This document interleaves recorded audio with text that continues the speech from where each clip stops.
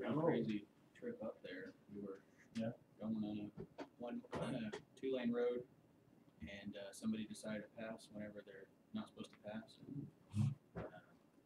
I look up and Cassie's going over into the shoulder, and she dodged it very tactfully. We're going 70. Going 70 down the road, and they're going 70 right, or probably more than that because they're trying to pass.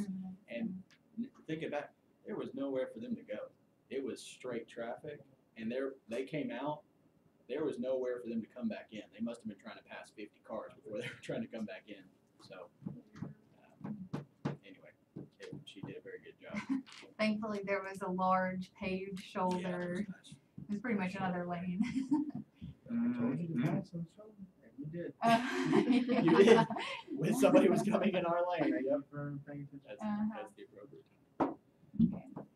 All right, well, we'll go ahead and get started here. So, last few weeks, Johnny's kind of started talking about that.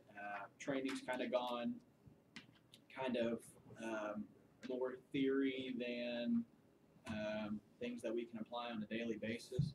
And so, in keeping with what he's been talking about, we're just going to be talking about the fundamentals this week. And it's funny that y'all were talking about this morning that there's so much to learn. The truth is, there is so much to learn. You could pick a topic and dive into it and spend months and months and months trying to become an expert at that. But at the end of the day, that's not really what we need to do. There's certain things that situation comes up. Maybe we need to spend some time knowing exactly what that is. But the basics of our business, they're not that complicated. There's just a few of them, and if we can start getting those knocked out and getting confident at those, man, we can get this thing figured out pretty quick. It just takes being disciplined and not getting distracted. That's something I think we've run into a lot recently, is that we see, okay, we want to do something, but distractions kind of pull us this way and that way. And sometimes they're good things like studying or things like that. But if we're studying the wrong thing, we're not building a business, we're not making money, then at the end of the day, that's not going to get us where we want to go. And so today, we're going to have a few speakers up here. The first one's going to be Paul, which, if everyone doesn't know yet, Paul just hit the $50,000 mark this week. So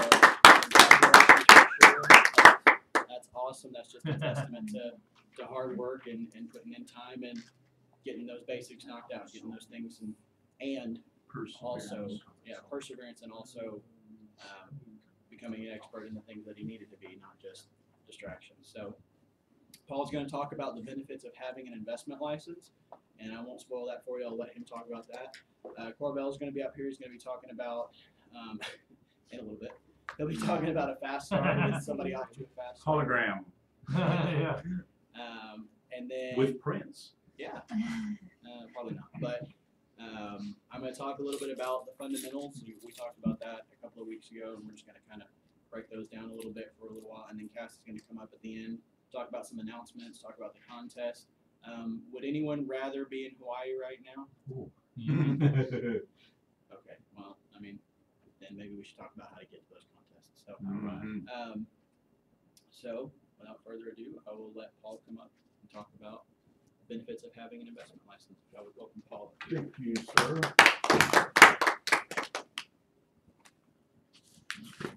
Good morning, everybody. We have got us a quaint group this morning. Very manageable. Yep, it is cool to finally notch off the watch. And it's perseverance, and that's, if you need some form of perseverance, you're in the right spot, because Johnny and Nicole are it, just constantly plodding forward, getting a little bit better, plodding forward. And so that's probably the best benefit I've been able to take from Johnny and Nicole, is just sticking at it and being able to follow up. We've heard those words before, follow up, and that kind of stuff. I was going to let you know that we're going to do a few things here. One, I'm going to talk about the income. Two, I'm going to talk about kind of how I would present, or how I talk to that with clients. And then thirdly,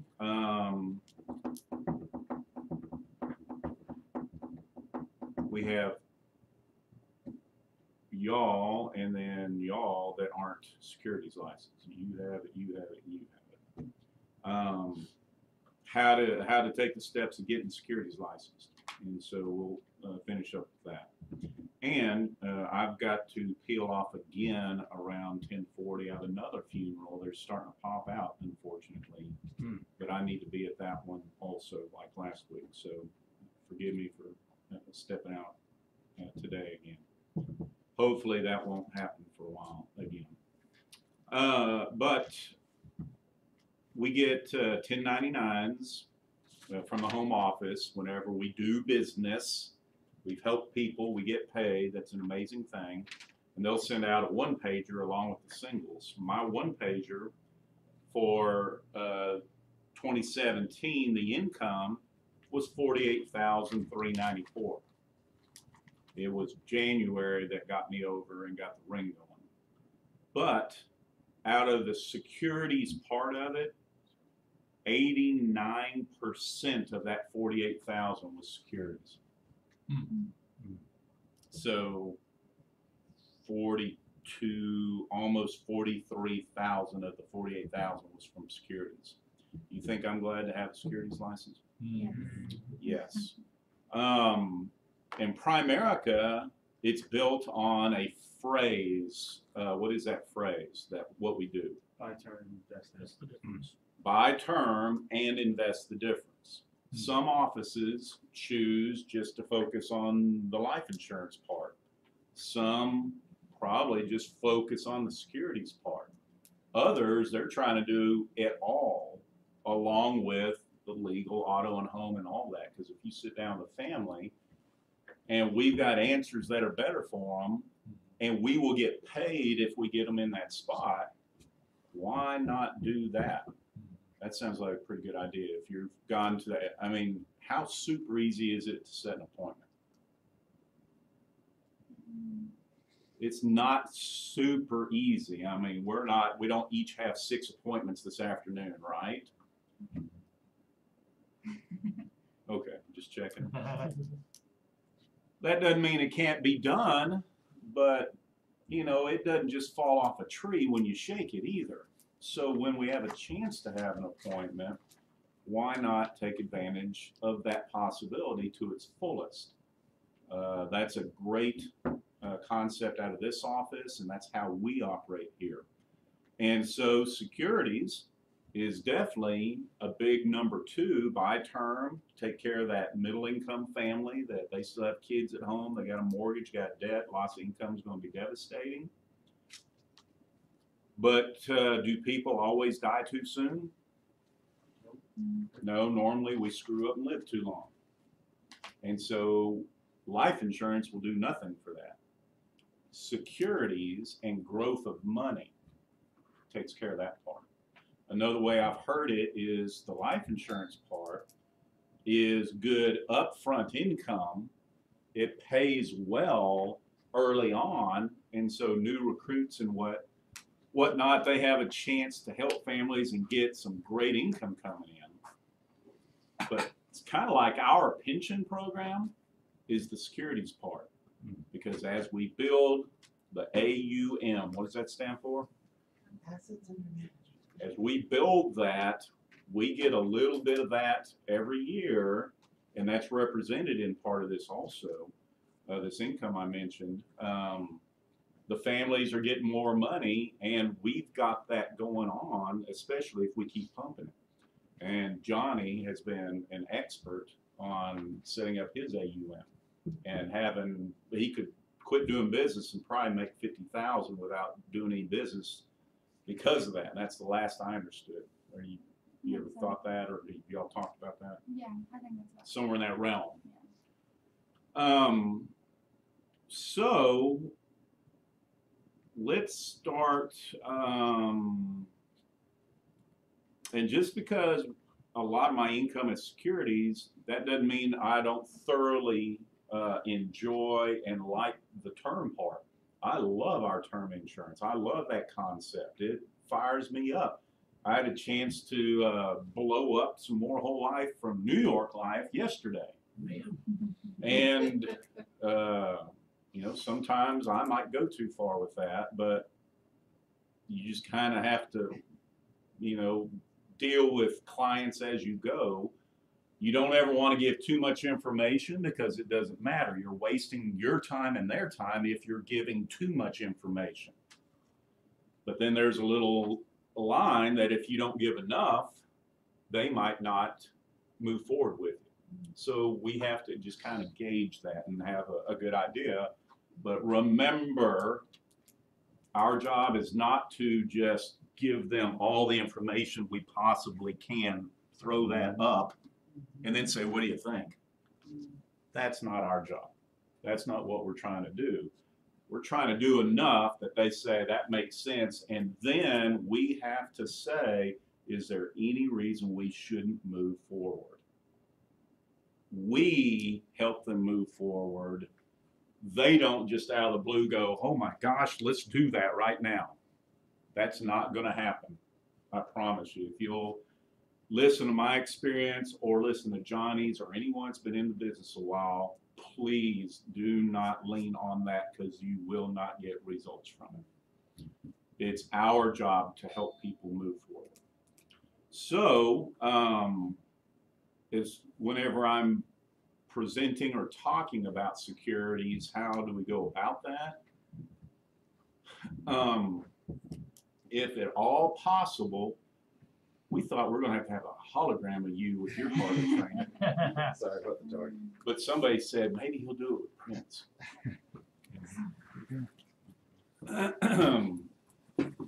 Welcome, everybody. So, when you have a securities license and you're prospecting, now if we're brand new, don't forget we should be working on a warm market list. That's it. If you're brand new, nothing really should happen until that is thoroughly covered. And when somebody's brand new, they've got a list of people. If they don't, then what I'm saying next might come into play. But we're trying to find people that know people. That's the whole point. So we've got warm market prospecting instead of having to go out and stir it all up ourselves. That's not what created this company's huge success. And by the way, what's today? Birthday! 41 years. Primerica's birthday is today, February 10th, 1977. And Carolyn's birthday. And Carolyn's? Wow. Happy birthday to you. Happy birthday to you. Happy birthday, dear Carolyn. Happy birthday to you. Happy 25th. Been 29 for many years. Well, Primerica today is 41. 41 tremendous years of taking care of people. So, again, getting back into, did you say 20 or 30 minutes, something like that? Yeah. Okay. Kind of watching, engaging a little. Getting back in, if we're talking to people, if you're out and about, maybe you are totally brand new, maybe you've been around for a while, maybe you haven't talked to your hot market, warm market list, maybe you think you've covered it totally. If you're out and about and you bump into someone, is it easier to say, let me talk to you about life insurance, or do you have a retirement plan at work, or do you have an IRA yet? Which one is probably a better easier conversation? Y'all agree with that? Yeah, probably. That's how I think, probably. To trump that, Art figured out, and I believe this easier than that is, hey, are you happy with what you're doing, or could you use some extra income, or maybe a career change? If you're bumping into someone out and about, out in the public, not your warm market, none of that kind of stuff. Why would you ask that question? Do you want extra income or maybe a career change? Why would you ask that? most people are looking for something, but they might not be open to talk about finances with a stranger at first. Is that, if you ask that question, is that being evasive or strategically aloof? How about them words? Are you looking for extra income? Aloof?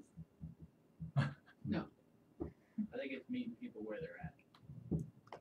Most people are in a spot where they need a little bit extra money coming in, or a lot extra. Probably. So if we ask that question, are we just hitting a spot with them about, just bringing up a point so we can sit down and make a sale? Is that why we would ask a question like that? Why would we ask? Because we genuinely care about the answer. That, and do you want all of your income to have to come from you? If somebody doesn't want all of their income to have to be coming from them, then you're going to have to find some people that you can put into a system that you can override.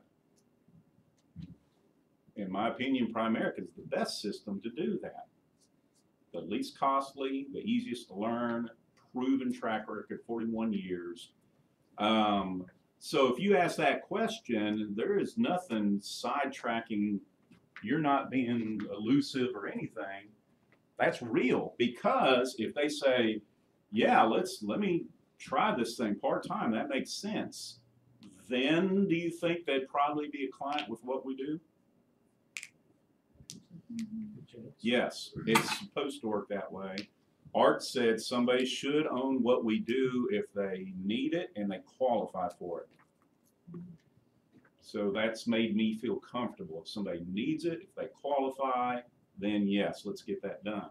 So that's my disclaimer. Even though I'm talking about securities and things like that, that's where my heart is. I just want you all to know that. So on the securities part of it, if for whatever reason extra income career change just didn't roll off your tongue that time, then you could say, hey, do you have a retirement plan at work, or do you have an IRA going yet? Well, no.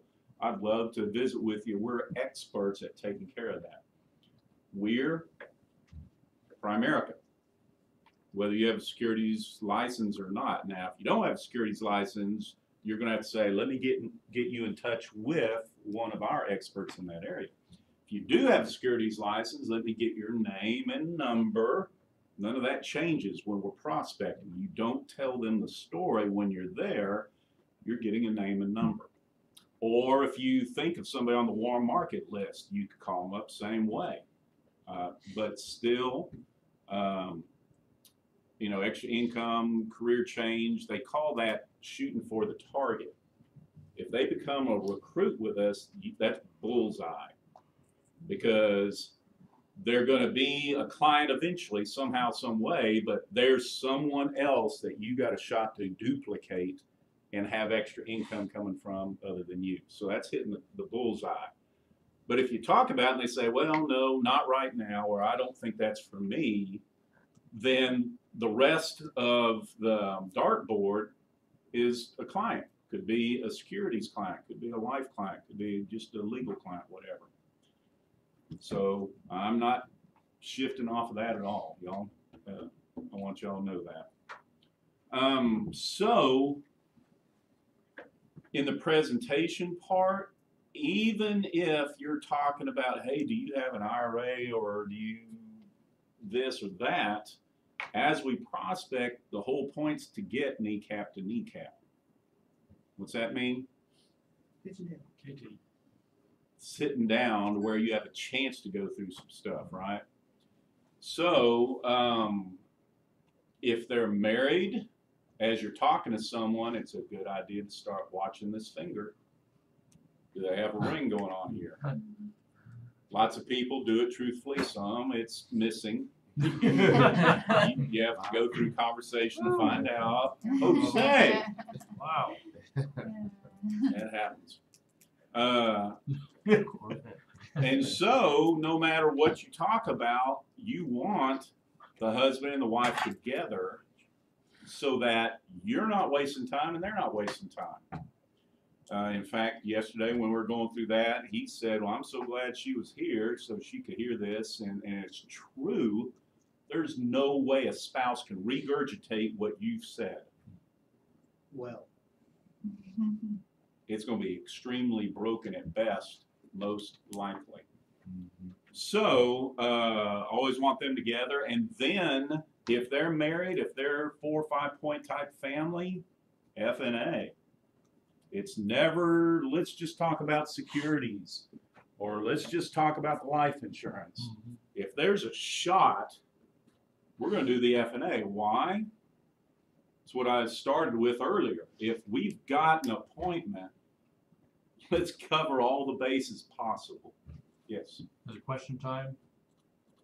Yeah, to some degree, yeah. I'm a newbie, and what if they're just adamant, like, I want a life quote, I want a security quote. Why would they say that? What if they're just know you have a good product and that's all they want? How do they know you have a good product? Well, you talk to them a little bit. I have a neighbor like that.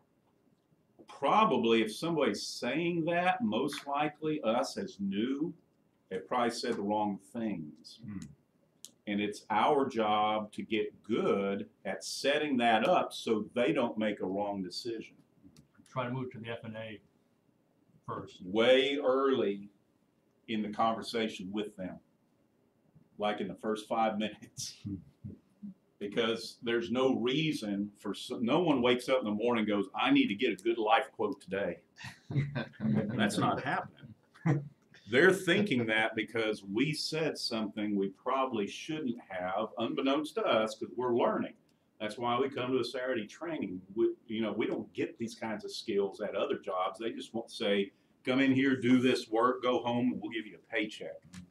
Here, we're learning skills for our company and our business. And when we get that down well, that means we're going to help a whole lot more people. And until we get that down well, there's going to be bumpy roads. But it's perseverance. That's why I said perseverance earlier. Getting to where I am right now it's easy to quit. Everyone quits, but this is a chance where we don't have to, and we can encourage each other. Keep going. Is that your stomach? I didn't hear it, but since you did that, I had to say something. Is it also better you have the full range of financial services to present to them when you do the F&A, right? Not just the one thing they want or the two things. They might want something else they're going to bite on, right? Some other Again, or something. they don't know what they want, to tell you the truth. They don't really know. As you get further into this, you're going to find that out. That when you talk about, have you had a great financial course in your life? No, really, What you'll find out is 99% of the other people haven't either. And so they can say, I want all day long, but is that the best for them? Or you can find out their needs, what they really need. Financial what? Financial Needs. analysis. Yeah. Exactly. That's it. Because they don't know, we don't know. But we do know, Art told us, they're married, they age 25 to 45, they got kids at home, they're buying a home, they're earning, he used to say 25,000, it's getting close to 35, 40, 50,000 in today's money. They've got to have income to be able to produce, and especially that number has to go higher if they got kids. It's got to be closer to 50,000 to relate to what 25 was back then. They have to have the income. If that's there, the odds are extremely high. They need correct life insurance and they don't have it. They need correct monies going into retirement and securities. They need their wills done. They need all that stuff done. But we won't know until we analyze their situation. F&A. Perfect. So I always, if I'm talking securities or lean in that direction, that's my big focus. What else is going on there? Because my whole point, even though I've got way majority of my income from securities, that's not where the focus is. I'm interested if I can assist them. Why not me get paid better if I can help them out? So always start with the F&A. in Primerica Online, when you have your license, there's a portfolio builder. So if they have investments somewhere else, if they have other things going on, you want to pull it up? Yeah, we can if you want to turn the predictor on. For those that are currently licensed. Thanks, Ben.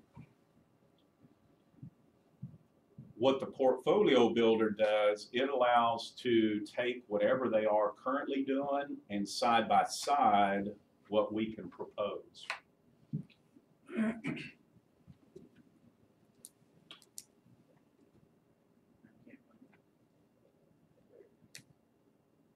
Okay. So I'm not gonna, let's not fill this out, but see that current, back up one step, Sam, or get out so they can see where to go just to make sure. Under products, just highlight on that.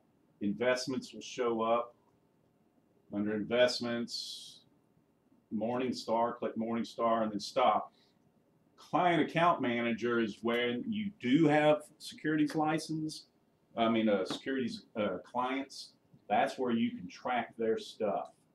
And for certain clients, I go in and there's a great detail summary or whatever that I can, if they have multiple accounts, I'll do one form. If they have just one mutual fund account, I'll do a separate detail thing. Y'all can check with me later if you want to learn more about that. Then there's portfolio solutions, then there's hypothetical. Hypothetical is if they don't have anything, and maybe you're talking about our equity and income fund, Millionaires Portfolio, because it's just so spread out. That's the nickname. You could run a hypothetical, even though the brochure has a 57-year hypothetical of what it actually did. You could do that in something like that. But this portfolio solutions, go ahead and click on that one now. You got to agree not to be an idiot. Whatever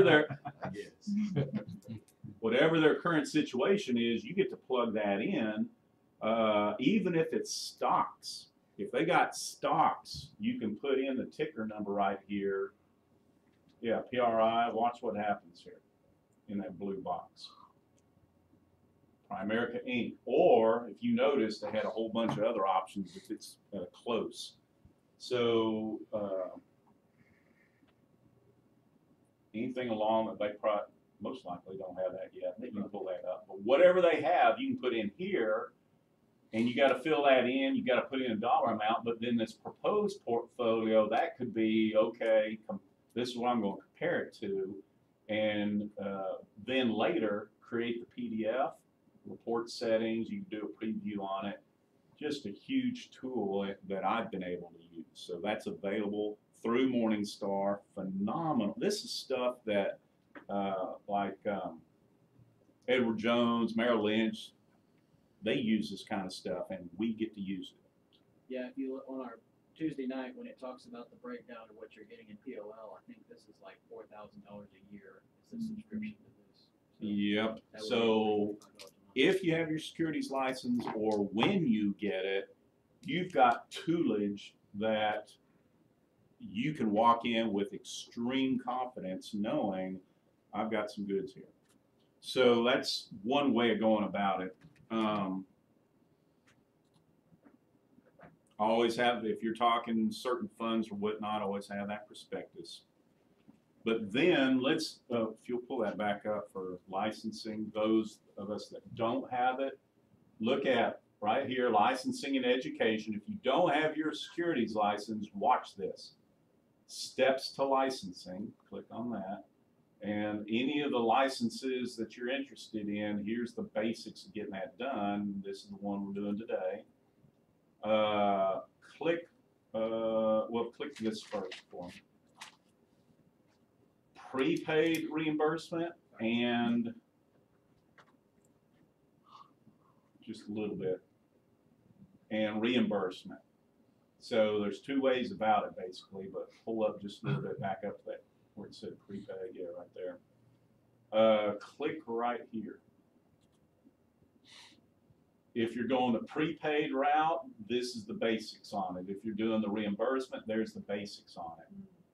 Just read that first, basic information, then get with your upline or your RVP, whoever's available next, to get through that. But that's the steps to get started. Pull back, maybe, go back. Yeah. That was.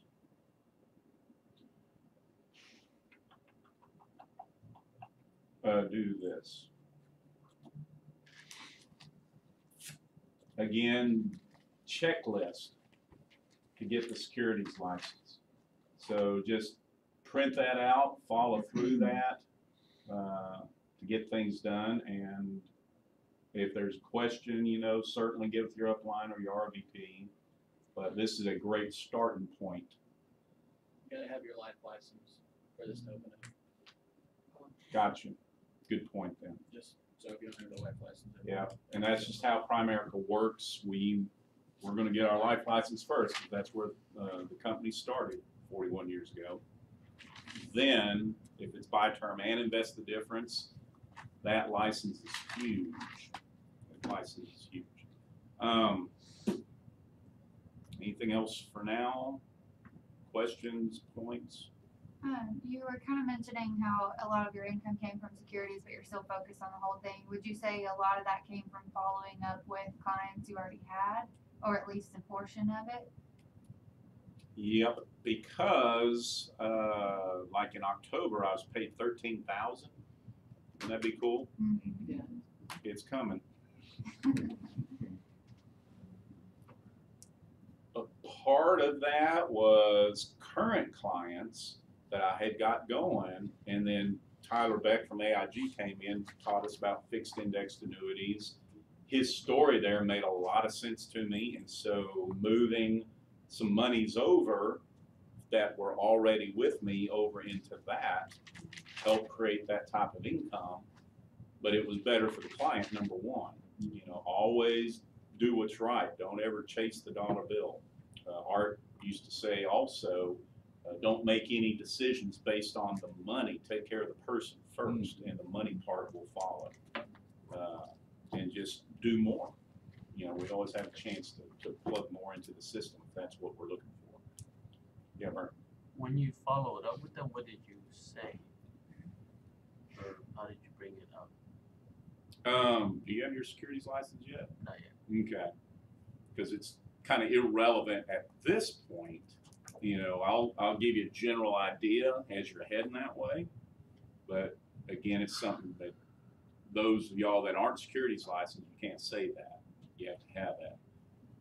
But it would be something along the line of, hey, let's get together, review your situation, and I've got something new that I want to share with you I think would be beneficial, but we need to talk about it and see. Now, somebody who's just life licensed, so they can do, they can't do it. Well, they can do the fixed index annuity. That's a good point. Mm-hmm. Because it's not literally a securities. Right. But it's kind of like standing next to the fence of securities. It's kind of like what it is. It ain't one, but you're right there close.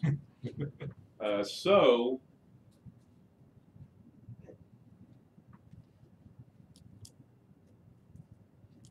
get with your upline or your RVP in regards to that kind of thing. But there are rollovers that are possible. You know, if you're talking to people, Dave Lipset did extremely well with brand new recruits coming in that only had a life license. Those recruits knew some people that had old 401k monies or whatever, and that world's a little bit tighter. We got to be a little more careful on how we do stuff, but we're good at that. Primerica's always going to be lead on that. But be able to possibly roll that over into a fixed index annuity. And if it's $100,000 that they had at the old job, that's probably 1,000 or 2 or 3 that would go to that new rep, just roughly guesstimating. probably more around 1,000, maybe 800 to 1,000, more likely as a rep, not a senior, not a district, anything like that. So it's interesting little realm there. But you definitely, if you're wanting this to be longer term, even if it's part-time for 5 or 10 or 15 years, you want a securities license because it changes the whole dynamic. And you get to prospect other than just, will you help me out, or I'm trying to get the word out, or do you want life insurance, you know? You then are fully licensed and can take care of all that. And most people haven't sat down with somebody like that because we're not Wall Street company or a Main Street company, right?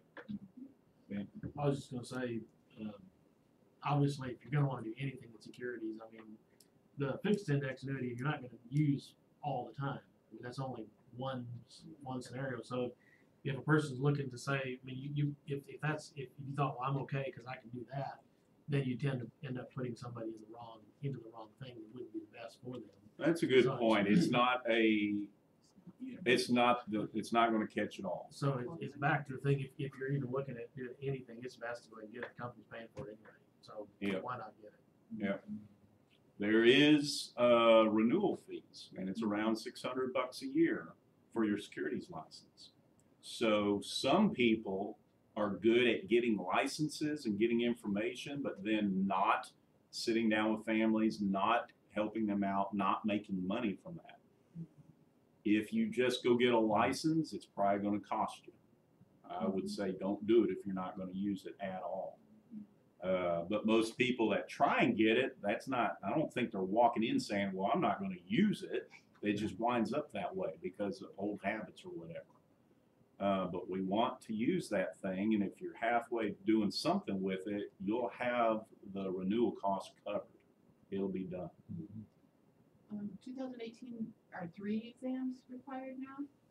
There's Yep. a practice exam that's not like at the testing center that Primerica is requiring, or somebody else is requiring. I thought from the national level it was 3.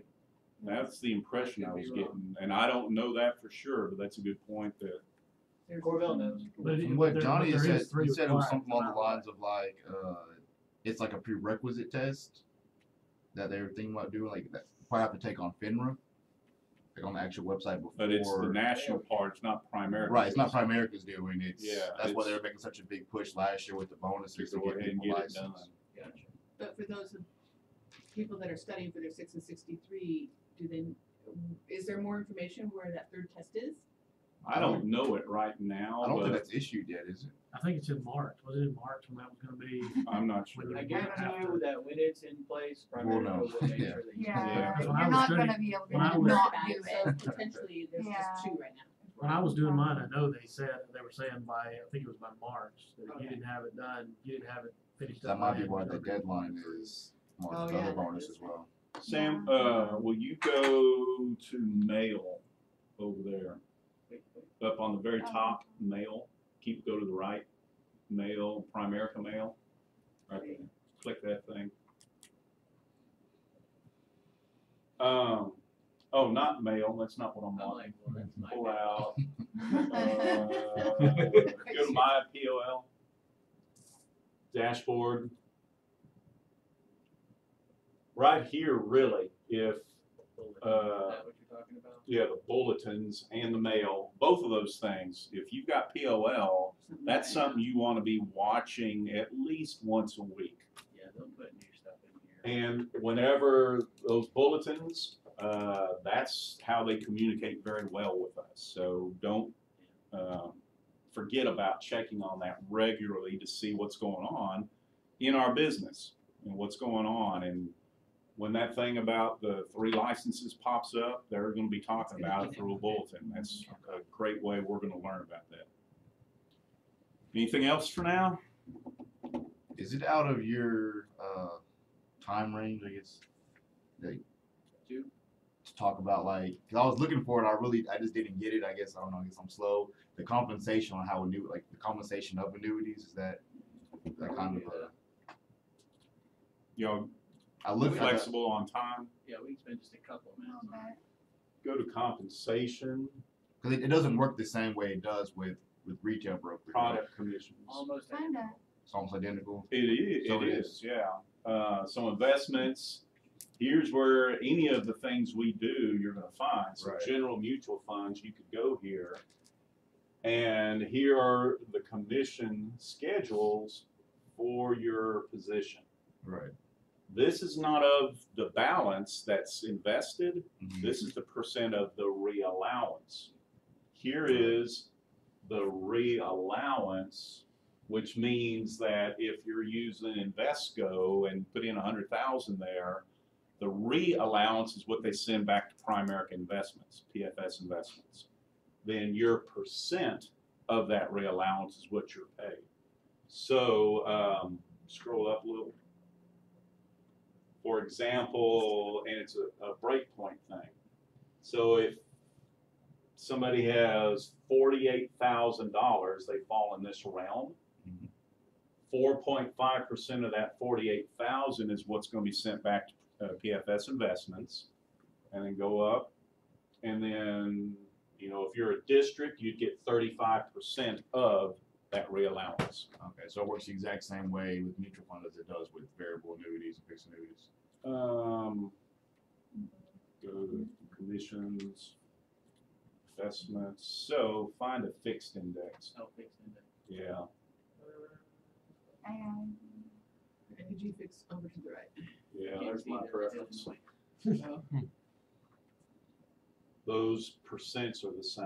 Yeah, these Right. I don't think change. So the trails. Sure. And the then trails change. The go only change up. is this right here.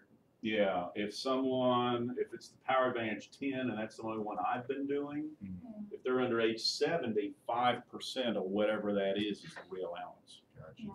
So, And the dollar amount doesn't matter, yeah, just the Correct. age. On this particular product. yeah, this Right. product, but that's why if you go through that product commissions, you can check.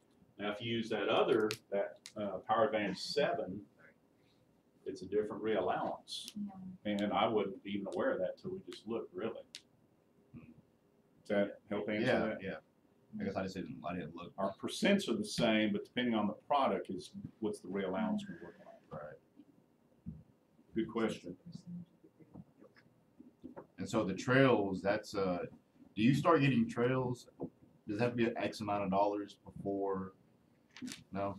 Well, if They won't cut a check if your trail is 2 cents. Right, Well, of they'll course. But I'm add it saying to like your you can tax. see it on your taxable income. That's what I'm curious about. Is like if When you it's start getting- over a certain amount, they won't give you a 1099 unless you make 600 or Yeah, something. over 600. well, I'm saying like when you go like to earn commissions Yeah. on that, it should show you right like X amount of dollars. Yeah, it'll show that that's your income, they just haven't paid it to you yet, so Right. it's 25, but, I mean, So when it says trails, like how do you know that how do you know when it says like right there it says division 27% trail rate, how do you know when that's been added to that amount? You just have to just know. I mean, If you got a lot going on, it's going to be hard to keep up with stuff. gotcha. I don't have a system for doing that necessarily, especially on the Use our trail Excel. part.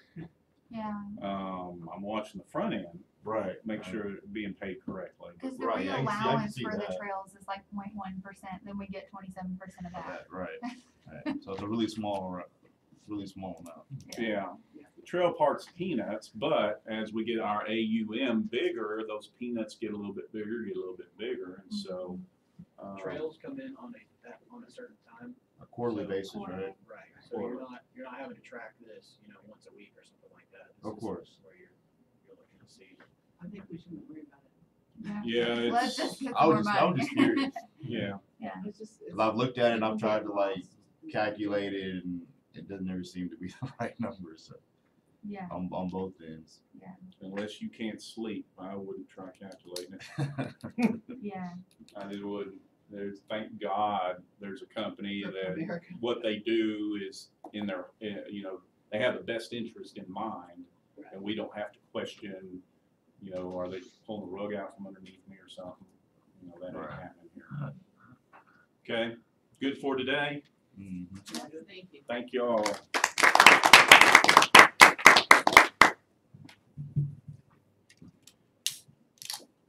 All right, so thank you, Paul, for that. That was a lot of good information.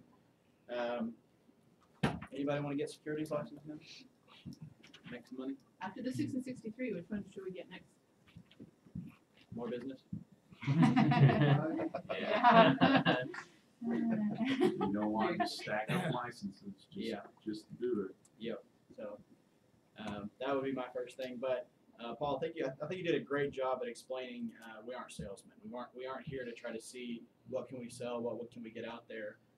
We're really here to do what's best for that family. And even in the situations where we're like, oh, maybe we can move this to here, move that to there. At the end of the day, we're looking to see what's going to help that family the most, not just working with chase some money. Because the truth is, if we're helping families, the money's going to come. We're not looking to just make some sales. One thing that I did remember when we were going through this is I'm not sure who it came from, but it's just gone around the business, is that friends don't let friends go through life without a securities license. So if this is something, like Paul said, that you're really serious about and you're wanting to make something happen, you're going to be leaving money on the table. You're going to come up across somebody that says, oh yeah, I think I need some life insurance. We sit down, we do an F&A, whatever the case is, and there's money on the table. That they said, oh, well, I really need to roll over this $100,000 from an old 401k. Shoot, I don't have my securities license. I'll have to call Paul, and he'll be so mad to have to come and do that. But you call Paul. Well, whoever the case may be, point being, you're gonna end up leaving money on the table. And I tell you this because I don't want you to have to do that, but the first time that you leave a big investment on the table, you'll get your securities license, and it won't matter that I told you to get it. It's maybe not even useful, but that's kind of how it is. So, next person that's going to be coming up is going to be Corvell, and he's going to be talking about getting off to a fast start, getting recruits.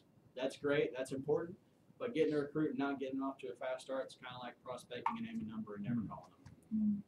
You did the work, you got something going, but if you don't get them going, then it's just going to die where it's at. So Corvell's going to come up, spend a little bit of time talking about that. So please welcome up Corvell Marshall.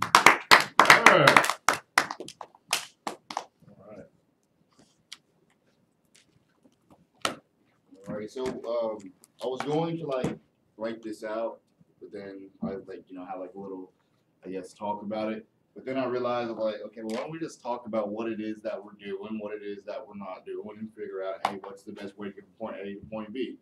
And that's what our whole business is, right? Is getting from point A to getting to point B. That's what the F&A does, and essentially, that's what if you're not doing that for an IBA, well, then that's just an IBA. It's not a recruit, and we're not helping that person. So, in my head, I was thinking there's really 4 things that we should be doing, and when we think about a pipeline, I actually had a visual presentation, or I kind of looked at myself.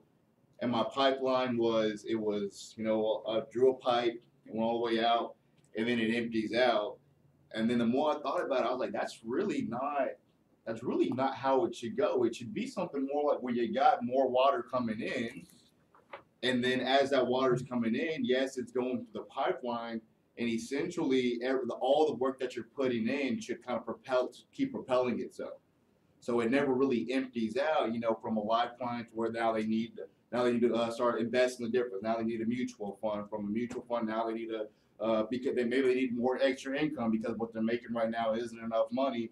And so that pipeline should really continue to be more of a circle than really what it is, just an emptying out at the end. And so that's the exact same thing with the recruit, is that getting somebody off to a fast start. I always say this every single time. I say, hey, would you agree, when we're going through the fast start plan, or would you agree that a fast start is better than a slow start? Everybody says yes to that, right? But then I also let them know at the same time is that wouldn't you agree that a slow start, though, is better than no start? And everybody says, well, absolutely. And I said, so that's what we're going to figure out today. We're going to figure out exactly what we're going to do to either get you off to a fast start or a slow start. And I'm always letting them know that whatever it is, however much you're going to give me, I'm going to give you something a little bit more. but I'm never gonna push you past where you feel comfortable. Can we agree to that? And so getting off to a fast start. So we gotta agree, before you can get a recruit to a fast start, you gotta do what? Recruit 'em. Get a recruit, right? So you can get somebody off to a fast start, but if they're not in the business, they're probably not gonna appreciate it very much. So getting a recruit, right, starts with them getting the IBA officially, right? That's the only way they can qualify for the 1x1 and 3x3.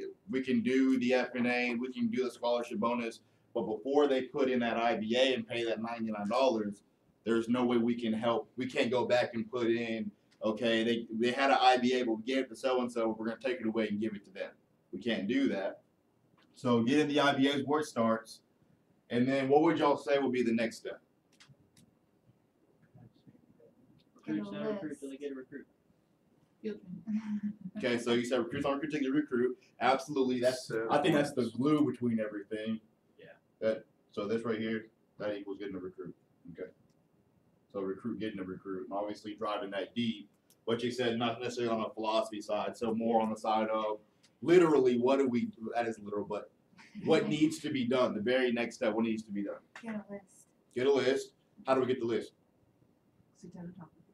What are we talking to them about? A list.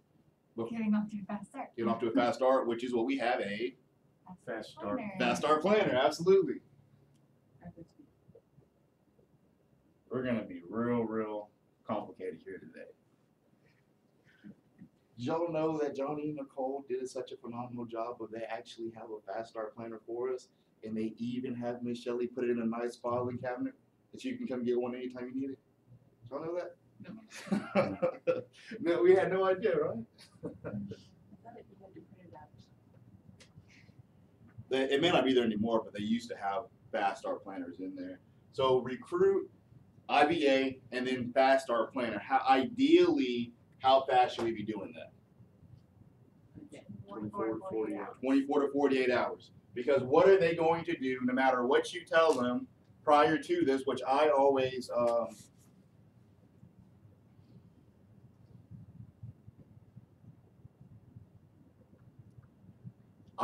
make a point to let them know, and I started doing this, is that, hey, this is different, right? You know, ask questions, ask questions, ask questions. You say it, it's not true. They say it, it's true. I always make a point, every single one of my new recruits, I always say, hey, look, would you agree that what we just did right now is different? Yeah, absolutely, this is definitely very different. Even though I have no idea what's really going on yet, this is different. So anytime anything's different, you're going to go through 3 phases. First, it's going to be ridiculed. Then it's going to be strongly opposed, and then it's going to be accepted and proven as self-evident. That's what all 3 truths go through. It doesn't matter if we're talking about religion. It doesn't matter if we're talking about highly successful businessmen. That's the phase that it always goes in. Can you say them again? It's going to be ridiculed. It's going to be strongly opposed, and then it's going to be proven as self-evident. So if we go back to the story of Jesus Christ, hey, Jesus is here. He's the Son of God. That was ridiculed. No, you're not. You're not the Son of God.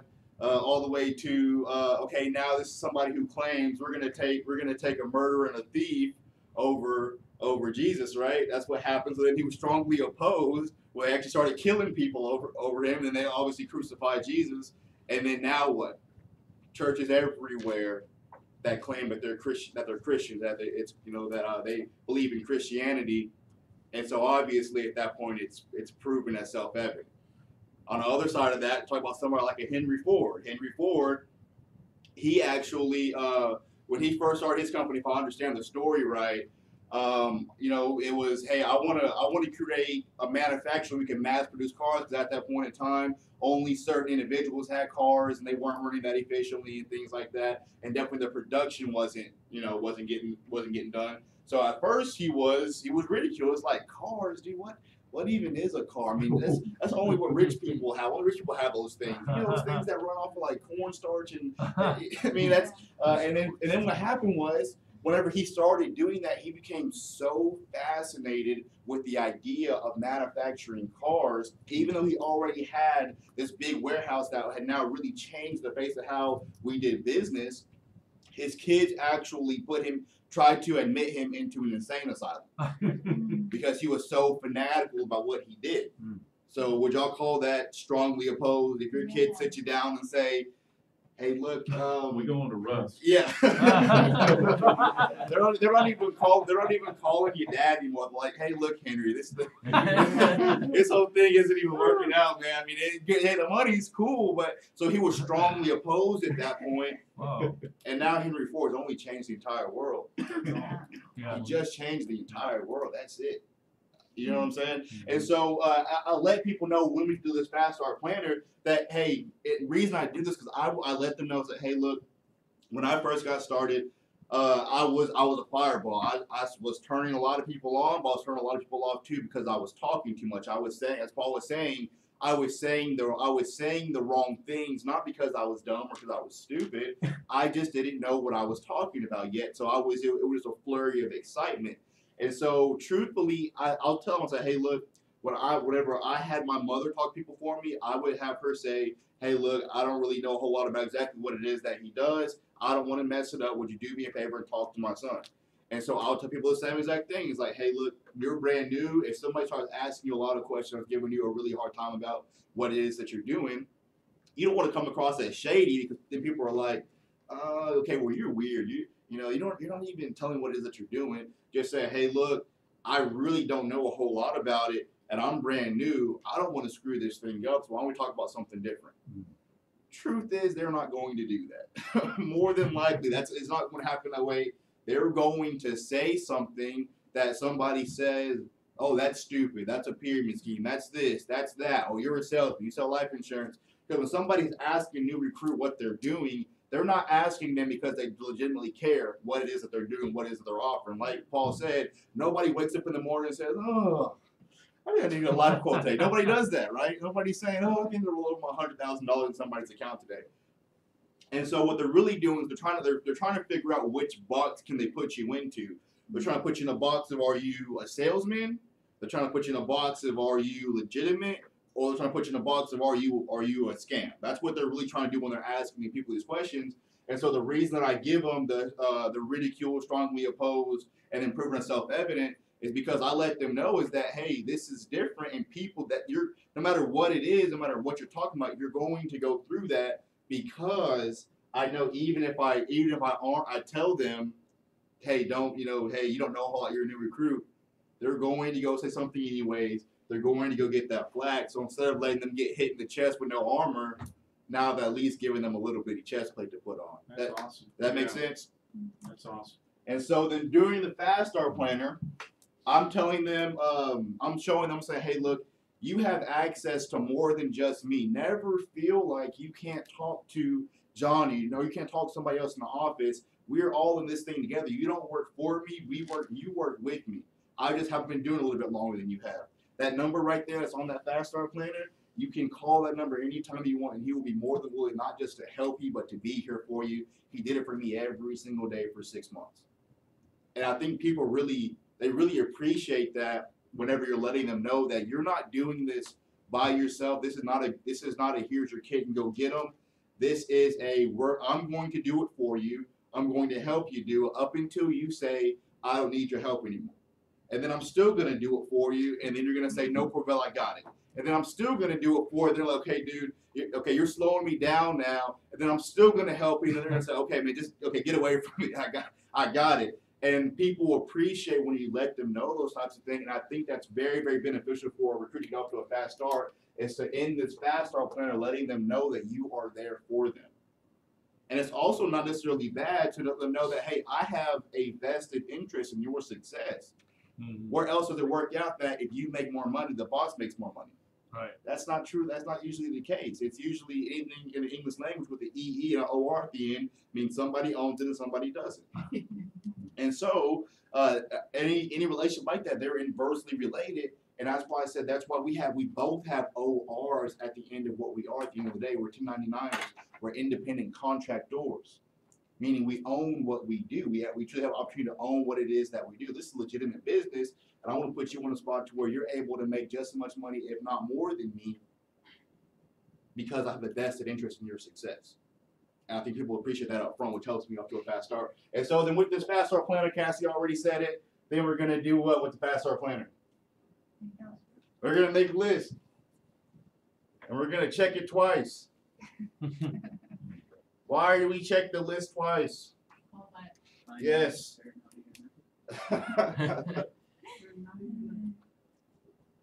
And then what do we do with the list Oh, before that? This is big. I guarantee you this is big. Yes, we're doing that after too. But that's what we do before that. This is big. This is really big. Y'all know this. Y'all know it. Repeat the Make a question. copy. We make a copy, but before that, what do we do with this list? What are we doing with it? make it bigger. That too. That's after. Selling it. Selling them on their list. Mm. Sell them on their list. Why are we going to go see these people? Because they need what we do and they're going to appreciate it when we come. And if you don't do it, who will do it? So and so. If you don't do it, who's going to do it? So and so. I guarantee you, hey, does it shock you to know that corrupt and insurance agent can go in the same sentence and is not in between them? Would that shock you? Absolutely not. You know, insurance guys have insurance with the very connotation of I'm going to get over on you. You have it because it's legal. It's not really there to help you. It has a very negative connotation and feel to it. So I'm letting them know, hey, we're not selling insurance.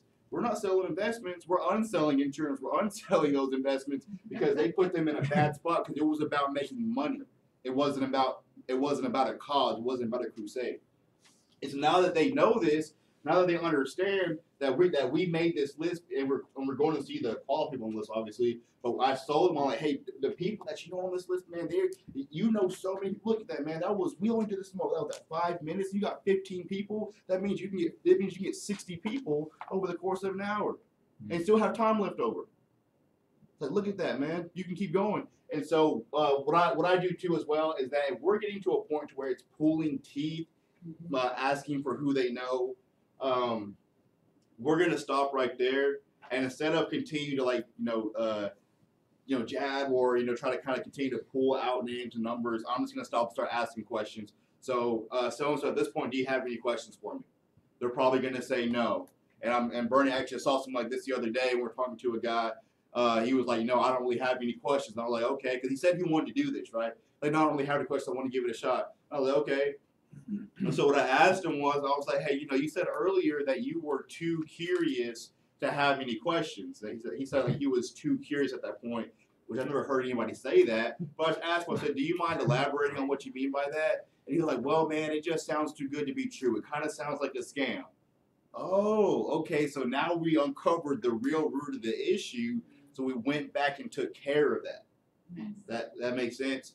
And so truth is that guy hasn't gotten started yet, but the person that was with him, that was watching this all go on, he really got to see how all that can turn out and how a situation that seems negative or almost hopeless can turn into a good situation at the end of the day. All right. And so, once again, yeah, like I said, qualifying lists, and we are selling them. We are selling them on their list. It's like, look at this, man. You see this list right here? This list right here, this is the exact same list that somebody like a Mike Tuttle, somebody like a Johnny Burke, somebody like a Jake. This exact same list right here. They have, matter of fact, there's this guy in the business right now makes $400,000. He didn't have half of the list that you have right now. Are you kidding me? Seriously? Like, yeah, seriously. And so, selling them on their list. Big. That's something I really just recently started doing, but I found out that after we do this, they don't even really realize how to make phone calls yet, but they're excited about the fact that they know somebody that they have an opportunity. And so then after we make a list, what's the next step?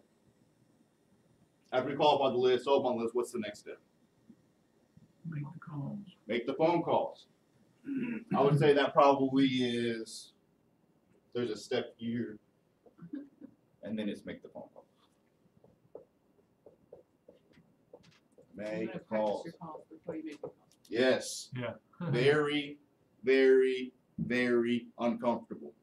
And it's boring. But you roll call and you do it first. Absolutely. Role play.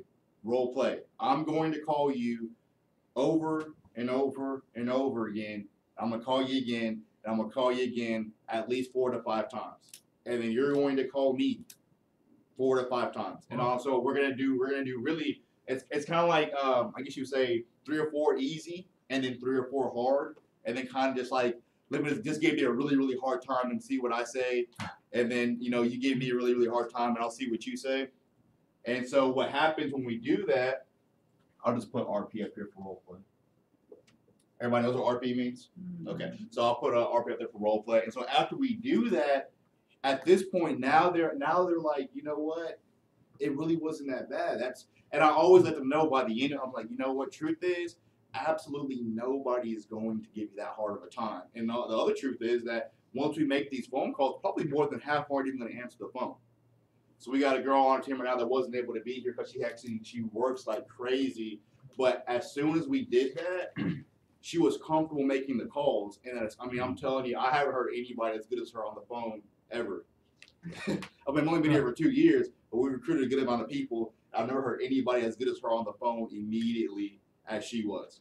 And so because she was so comfortable making phone calls, and this kind of shows on me for my lack of leadership there, and I got to get better at that. But we made phone calls, we called X amount of people, and then only one or two of them answered. No, actually, I'm sorry, none of them answered. Didn't get an appointment set. And I was like, you know what? I'm gonna hold my word to you. I told you. I said if we make X amount of phone calls, we don't have to set an appointment. We'll just get back together and we'll set another appointment tomorrow, you know, or whatever it might be. And then because she was so comfortable at this point, this was her second. Because it wasn't. I wouldn't have done that. She hadn't already set appointments prior to this. This was our second time getting together. But when we did, she said because she was so comfortable making phone calls at this point, and because this was once again cold market as well, because we did all these different things, because we had role played it back and forth. But the next time we got together, and I said, hey, you make these phone calls, nobody answers, you don't got to call anybody else for today. We're done, because she had just got done with work and in college and all things like that. And at the end of that, she had said, she was like, well, I didn't get any appointments. I need to call some more people. You see what I'm saying? Anybody else really would have been like, okay, God, I'm glad I'm done. But because we did these things, she was comfortable enough to make the phone calls and be able to go ahead and get an appointment set with a very, very sharp individual that's working 2 jobs, making about $50,000 a year. 4-point lady, probably going to get started, definitely going to do business tomorrow. So, see what I'm saying? So I mean, this is the very. I mean, at the end of the day, making the call. I guess the last part we can put on here is get on an appointment. And then, even more essential than that would be that get them results, right? They got to see that it works right away. And I would say that this whole process right here should not go any further than a work week. This whole thing should take you at 5 days max. Because by this point, 3 to 4 days in it, they're already got friends telling them, have you made your $1 million yet? Have you done this? And so when you do that for them, when you get them off to a fast, when you get them a recruit, when you get them, on track to be able to make their bonuses, now they can say, when they're like, did you make $1 million yet? Or how's that thing going? That thing work? I don't know. We got 4 or 5 appointments set. I don't know. I made about $100, so I don't have any money in it. I've already made my money back. See what I'm saying? Right. See you later, Paul. Good job, Corey. Thank you. So I just wrote that big so that way I can show you exactly what it is that, what we do to help somebody get off to a fast start. And as every single person going to let you do every single one of these things. Some of them are going to quit before the ink dries, right? Some of them they're going to book you so hard on making the list, it's probably just not the right person. Or you need to go back and explain or get whatever they're feeling inside. Because somebody saying, I don't know anybody unless they just completely just got picked up out the world and dropped here. And they've been here for any amount of time. They know somebody. So them saying they don't know anybody is not true. Obviously, getting them recruit, that's what you want to do that as fast as possible. We can do that the very same day we want to do that. But then role playing with them about the phone calls, making the appointments, making the phone calls, get on the appointment, and then getting the results from the appointment, all in within a 5-day span.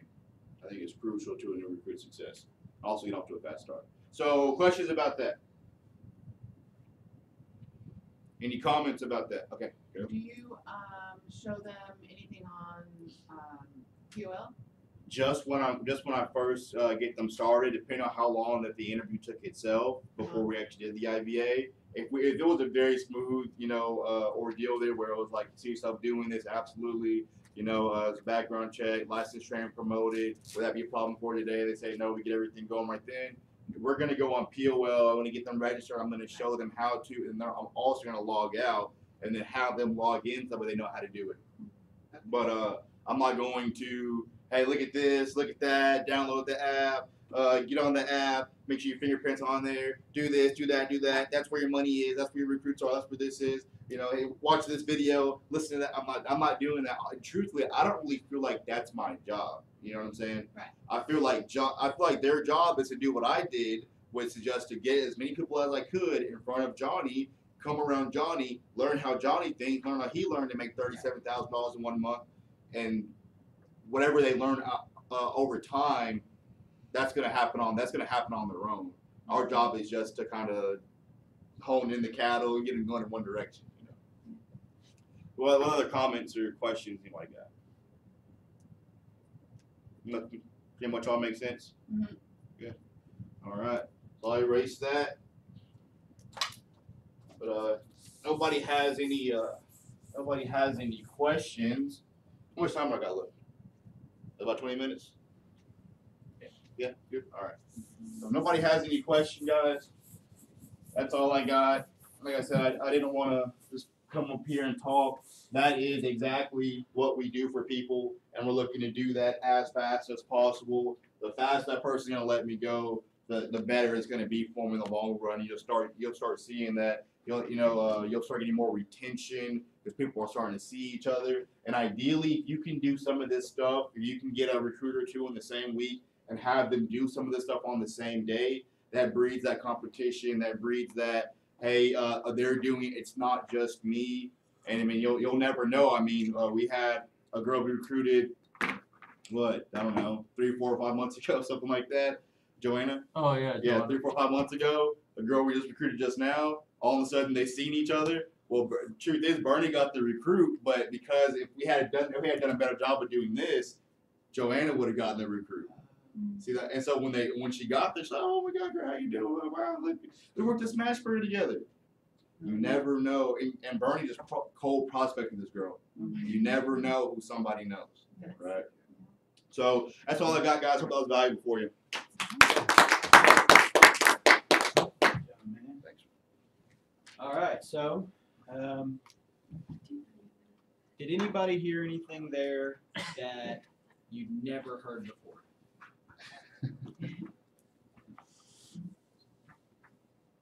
That's awesome, because that means that's what we need to know. That's the stuff that we need to be doing, but we still need to be reminded of it. We need to be reminded that it's working, that it's making things happen, and Corbell, thank you for taking the time to do that. So we're going to take a break for just a few minutes. Stand up, stretch your legs, go to the bathroom if you need to, and then we'll be back. We'll say at 10 o'clock.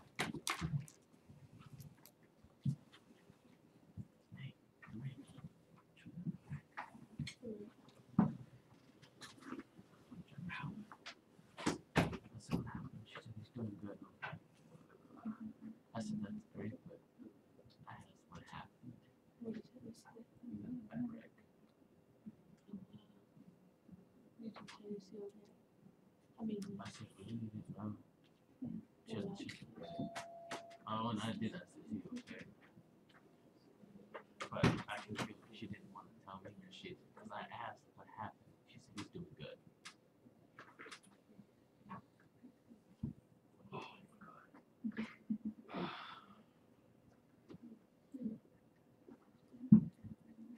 So you put your pen to your work? Hmm? You got your pen on Tuesday, right? Have you put it to work Oh, I haven't. I think I still got this on the fly. Yeah, but no, you have to have it in your pocket, and that's the pen you use for your first exam. Right? I did that today. Okay. Right, I'll go do that today. Absolutely. That's what you need to do. I will. Alex decided to stay home and study for his sixth. I said, really? You should come to training. He goes, well, I really need to study for that exam. When does he have it? He hasn't scheduled it yet. You have to score 70 or above before the window opens. And he's got, last time he scored was a 65. Oh man. And I said, well, you're close. Yeah, you're close. But you still have to go back and, remove all of that. Yeah. So, all of that. Is that true?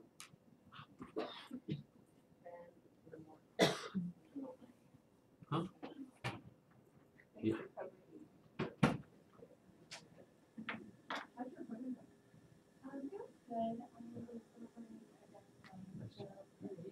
Wash my hands. Uh-huh.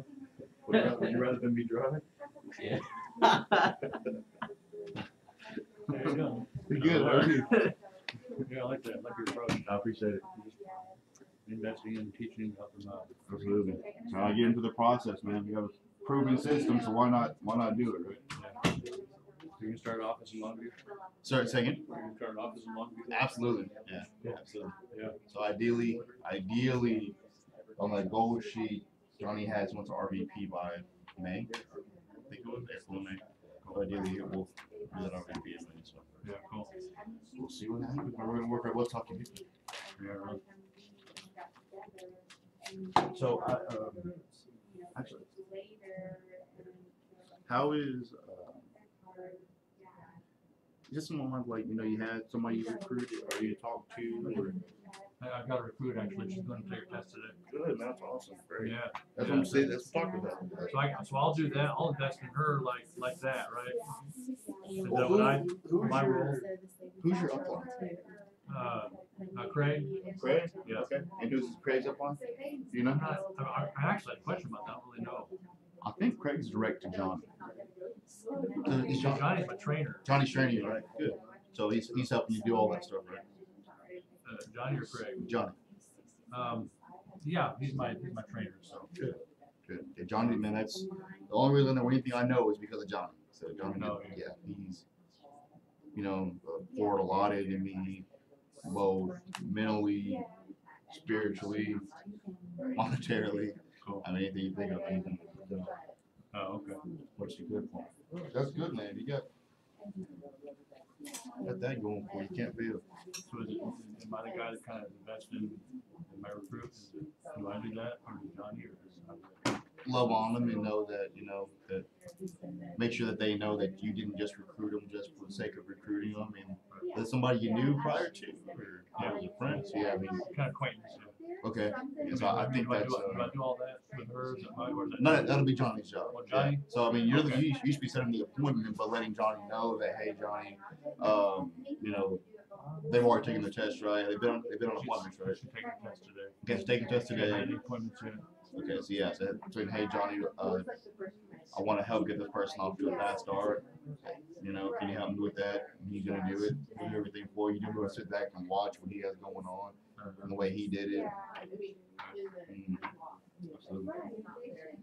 That's good though, man. Yeah, That's good. That when she passed her test, that's 15,000 points towards Southeast. Yeah, For me or for her? for both of you. There was like 1,400 people that got reset. Yeah, exactly. Wow. For what was the number for people that got reset? Oh, like 4,400. 4,400. Sorry. Yeah. Way bigger than what I thought. 'Cause Yeah. the day that it hit, we've already had things hit this month. Mhm. We were 696 But it's like after being. we're like reset. 13,000 out or something like that. So people have already gotten a lot, 13,000 points, right? Yeah, 13,000 points. Yeah. Yeah. That's the spread. Right. So between. But it's like one recruit 696 would and jump us 150. like 100 spots Right. because everybody's so close. Yeah. Oh, I hate when that's It's that. so like nerve Right. wracking. Still, I mean, 60,000 or something? I think to be safe to win the contest, I think what is probably about Oh. $1 million. Oh yeah. Well, probably. I don't Now, know, by the the thing end. is though, a recruit's worth 1,000, business is dollar for dollar, but we have 532,000 of bonus points Because of the Oh, reset. because of the reset. Yeah. So you're saying you need 1 million. That doesn't mean you need to go out and recruit A million people. 500 people. That means that when the company says this month you get a Do this, recruit do and that. you do 1,000 in premium, that you get your 1,000 points for getting a recruit, you get your 1,000 points for doing premium, and then the company says we'll give you 50,000 points. That's just extra credit. I'm gonna That's- talk about all that. I'm sorry, So. I'm Oh, stealing. Cassie's gonna talk to you about winning the contests and things like that. So Yeah. that's what we're gonna be Well, talking we'll about, go over all of that. tracking that stuff. So. Oh. Alright, yeah. So, alright, well, we'll go ahead and get started, back again. So, we're gonna watch a video in just a second. The guy that's gonna be talking, his name is No. Jeff Fieldstad. Yeah. He's, pretty well known around the company, built a good business. He's gonna tell you a little bit of his story as he goes through. But I just found this out. The company has started a new line of videos that they're doing called Iced Tea Discussions, I think is what it's called. But it's just, and it starts with this nice and soft music. They're just kind of different topics that they're going over. And the one that we're going to be going over is called the 8 fundamentals, which if you're used to it, typically it's the 7. They add an 8th one in there. I think it's a good one that they do. But we're going to watch this video real quick and then kind of talk about it and then just go over a couple of different things. So you can go ahead and play that.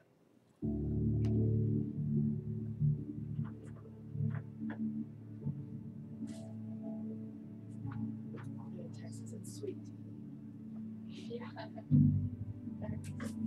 That's the only kind of iced tea there is. Hey Jeff, I'm so excited for us to be sitting down and talking today about this topic. 'Cause I think it's gonna be very valuable for a new person just getting involved in our business. And I want to talk to you a little bit today about the 8 fundamentals of our business, right? And then obviously the first one being prospecting. And I think by Voice on even talks about that we should spend 80% of our day prospecting for our business and so forth. And so just want to kind of get your thoughts about why it's so dang important in our business to be doing that, and just the value of prospecting in general. Yeah, I think first of all, mastering the fundamentals of our business is crucial. I mean, to be good at anything in life, it doesn't matter if it's a sport, it doesn't matter if it's business, it doesn't matter what it is, there are always fundamentals in anything that you must master and get good at if you want to succeed in it, right? Right. And in our business, there's really, Heckler Mark has the 7 fundamentals, and we always add one that's a schedule, which we'll talk about why at the end. But I think the first one, going to prospecting, is so important. Every business, and this is what every business, doesn't matter what it is, must prospect for new customers, right? And in our business, prospecting is twofold. It's one for people that are looking for an opportunity, and 2, looking for clients that need our products and services. Right. And so as you're prospecting, you have to master that, because without that, you don't have a business. No business does, right? And so prospecting is such an important fundamental to learn. And in my business, I had to learn how to prospect really quick because, when I started in southern Utah, we lived in a small town. I was young. I was 20, just turned 21 years old. And so didn't know anybody in the market that needed our product or services, really didn't. So I had to learn how to prospect. I had to learn how to go out and meet new people. I had to learn how to get referrals. I had to learn all of these things, just like most people do, they have to learn. And then I moved from southern Utah up to Boise, Idaho. And when I moved up to Boise, I didn't know anybody. So I really had to learn how to prospect. And so it was a fundamental that was crucial. And then I moved from Boise down to Las Vegas. Right. And so when I moved to Las Vegas, again, I didn't know anybody there.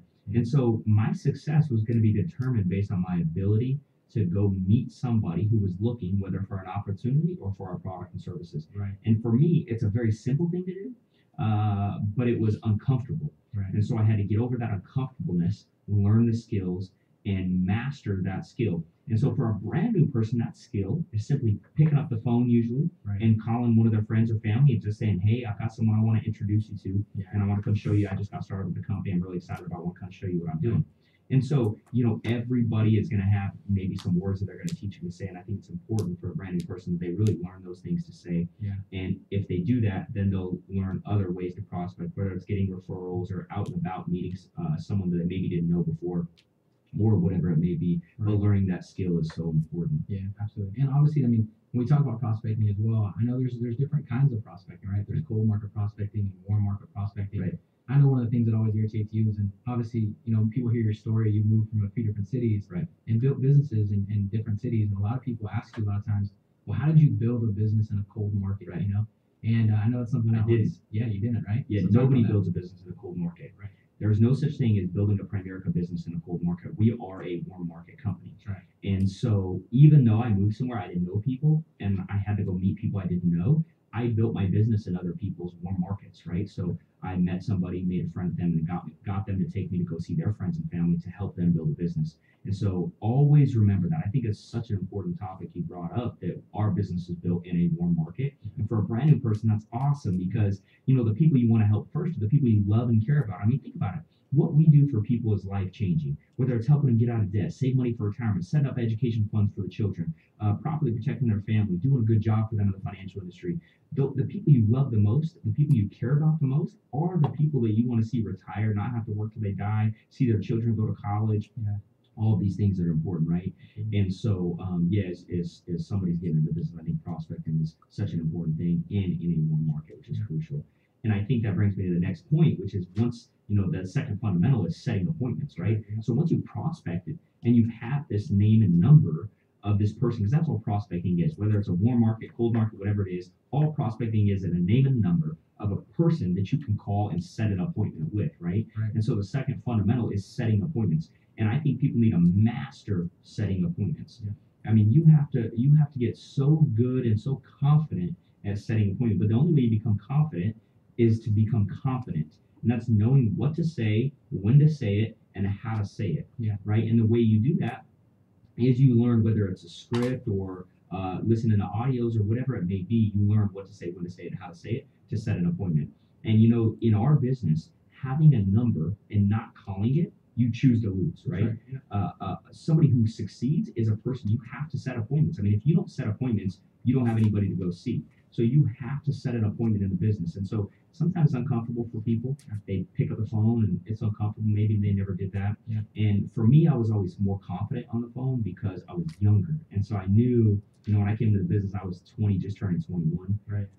And so I could get good at the phone. They didn't know how young I was, and so it gave me more confidence. Now that I've gotten older, I've been here for 11 years now. Now that I've gotten older in the business, I'm very confident. It doesn't matter if I'm on the phone. It doesn't matter if I'm seeing people face to face.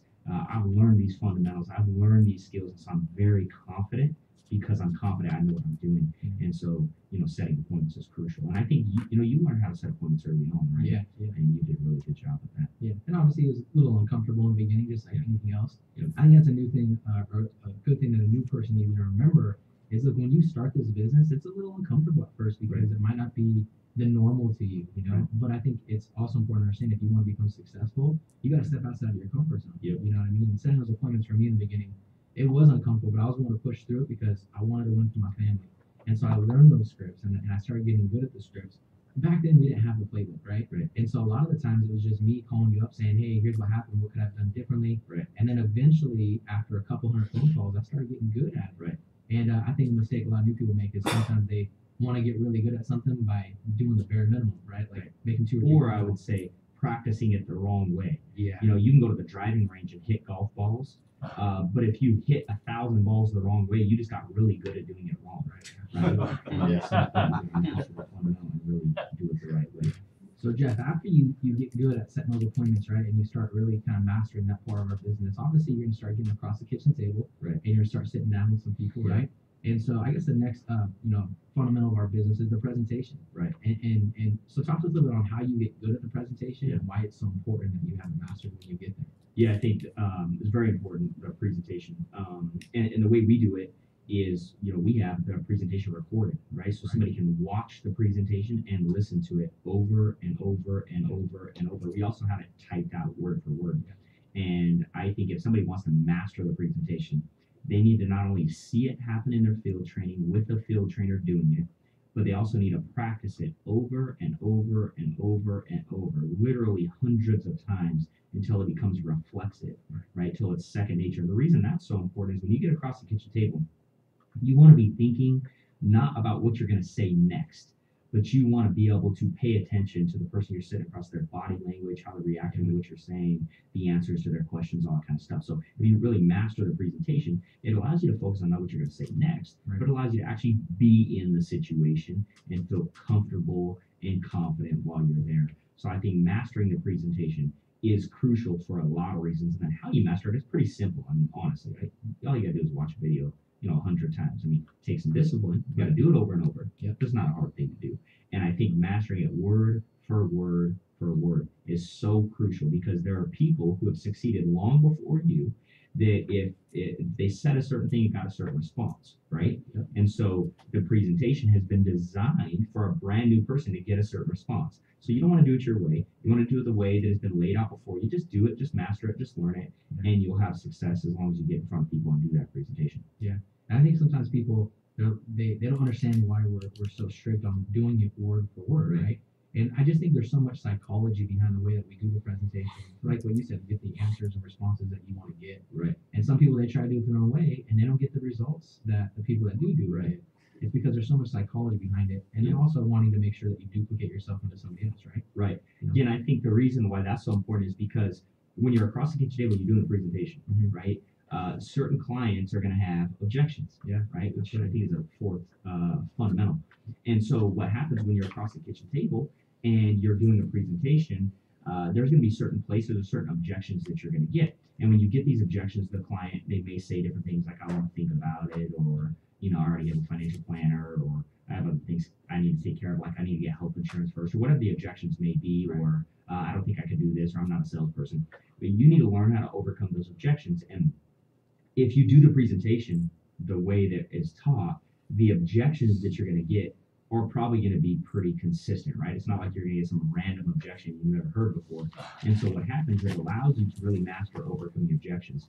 And I think the most important thing when you're learning how to overcome an objection is the art of asking questions, right? You have to always remember that overcoming an objection, you do that through asking questions, not by telling them a specific thing, but asking questions. Right. So when you're learning how to overcome these objections, which are on audio and video and all this kind of stuff that people can learn, the same way they learn the presentation, right? And in writing in our playbook, when they learn those things, it's very important that you pay attention to that it's always in question format. Yeah. And so I think that a lot of people oversee that, but your ability to ask the right questions will determine your quality of life in anything you do, right? Whether it's the questions you ask yourself, the questions you ask a prospective buyer or somebody who's looking at the opportunity, your ability to ask them questions to get a response that you want is the key to your success. And so I think that's why it's so important to master overcoming objections and really understand the art of asking questions. Yeah. It's like what you always say too. I mean, if you're telling somebody something, they just automatically assume you're lying about it, right? But if you can ask them in a question form, get them to answer it the way you want them to, they're not going to call themselves a liar. Exactly. You know what I mean? And so it makes it so much easier. And when people get involved in our business and they say things like, I'm not good at sales, what they don't understand is that if they just follow our system, they don't even need to be good at sales. It'll just come naturally. Right? Yes, absolutely. I think it's the awesome thing about our business, right? No doubt. Yeah. Now, one part of our business though that we do obviously have to get good at though, is product knowledge, correct? Yep. It's getting good at the business and understanding what our products are and how they work and all that stuff as well. So why is that so important? Well, I think it's crucial for a couple of reasons. Number one, product knowledge allows you to believe in yourself, right? You believe because you know how it works, and when you know how it works, you know it's good for other people. It's not just what somebody told you, but it's something you have learned and you understand how it works. So it gives you confidence across the kitchen table with a family that you know how it works. But also, if you expect somebody to do business with you, then you need to know why and how it's going to be better than what they currently have, or why their family should own this product, right? I think that any person who's successful in anything understands the fundamentals of any products, right? So you need to know why these products are good for people. And that's just effort and energy it takes to really learn product knowledge and put time and effort into really understand. And that means all products, whether it's life insurance or investments or annuities or mutual funds or, debt freedom products that we have. And all these different products that we have, I think it's very important that people understand and know how the products work and why it's good for the consumer across the kitchen table. I think that's one thing that our organization does such a good job at too, is we're so dang good at learning how to break down other people's products as well, and being able to replace policies in the field. And it's pretty cool. A lot of times we know more about their products than they even know themselves. That is something that I think is so important, that you know, we brag about all the time that we understand how their product works better than they understand how their product works. And so if somebody comes into our business and they really learn product knowledge, they're going to learn early on in the business and fast that we know how their product works better than they know. And when a brand new person realizes that they could have been here for 30 or 60 days, and someone could have been in the industry for 10 years or 15 years, and they know more than that person because that person's been taught how to sell, we've been taught how it works, the confidence level goes through the roof. So I think that's another reason why it's so important to product knowledge. So that's what happens, right? So you get good, you overcome the objection, and now you get good at our products as well. Right. Next part though is after you get done with that client, you want to get referrals from them, right? Right. And so talk to us also a little bit about that, Jeff. And Yeah, I what's think on board. referrals leads you to an unlimited market. Absolutely. Right? It's another form of prospecting, but it's also something you must master that skill. And I think the biggest mistake most people make is they simply just don't ask for referrals.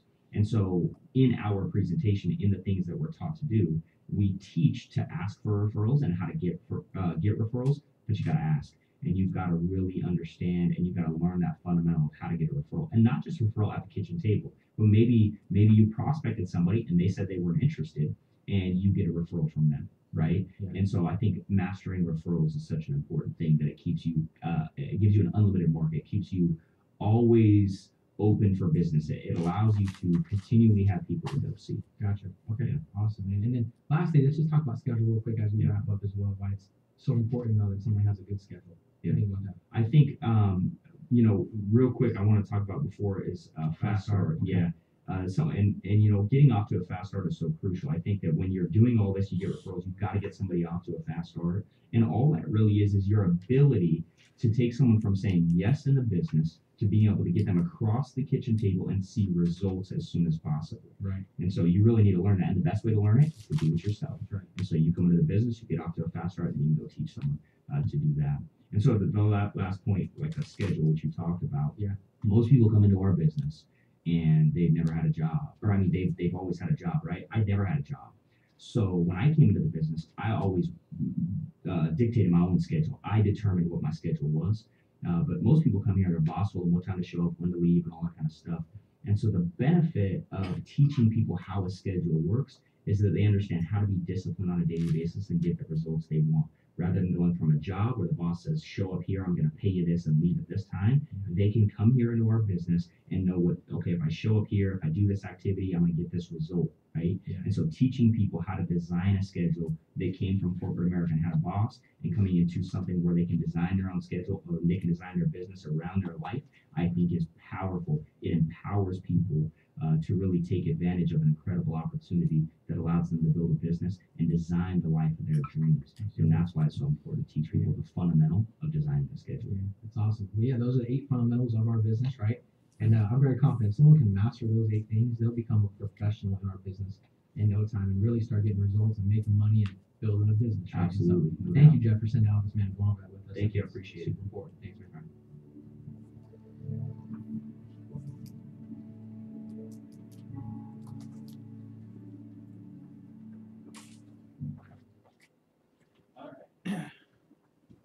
I realized I didn't mention it before I handed them out. Did anybody write on those sheets? Or are they all still blank?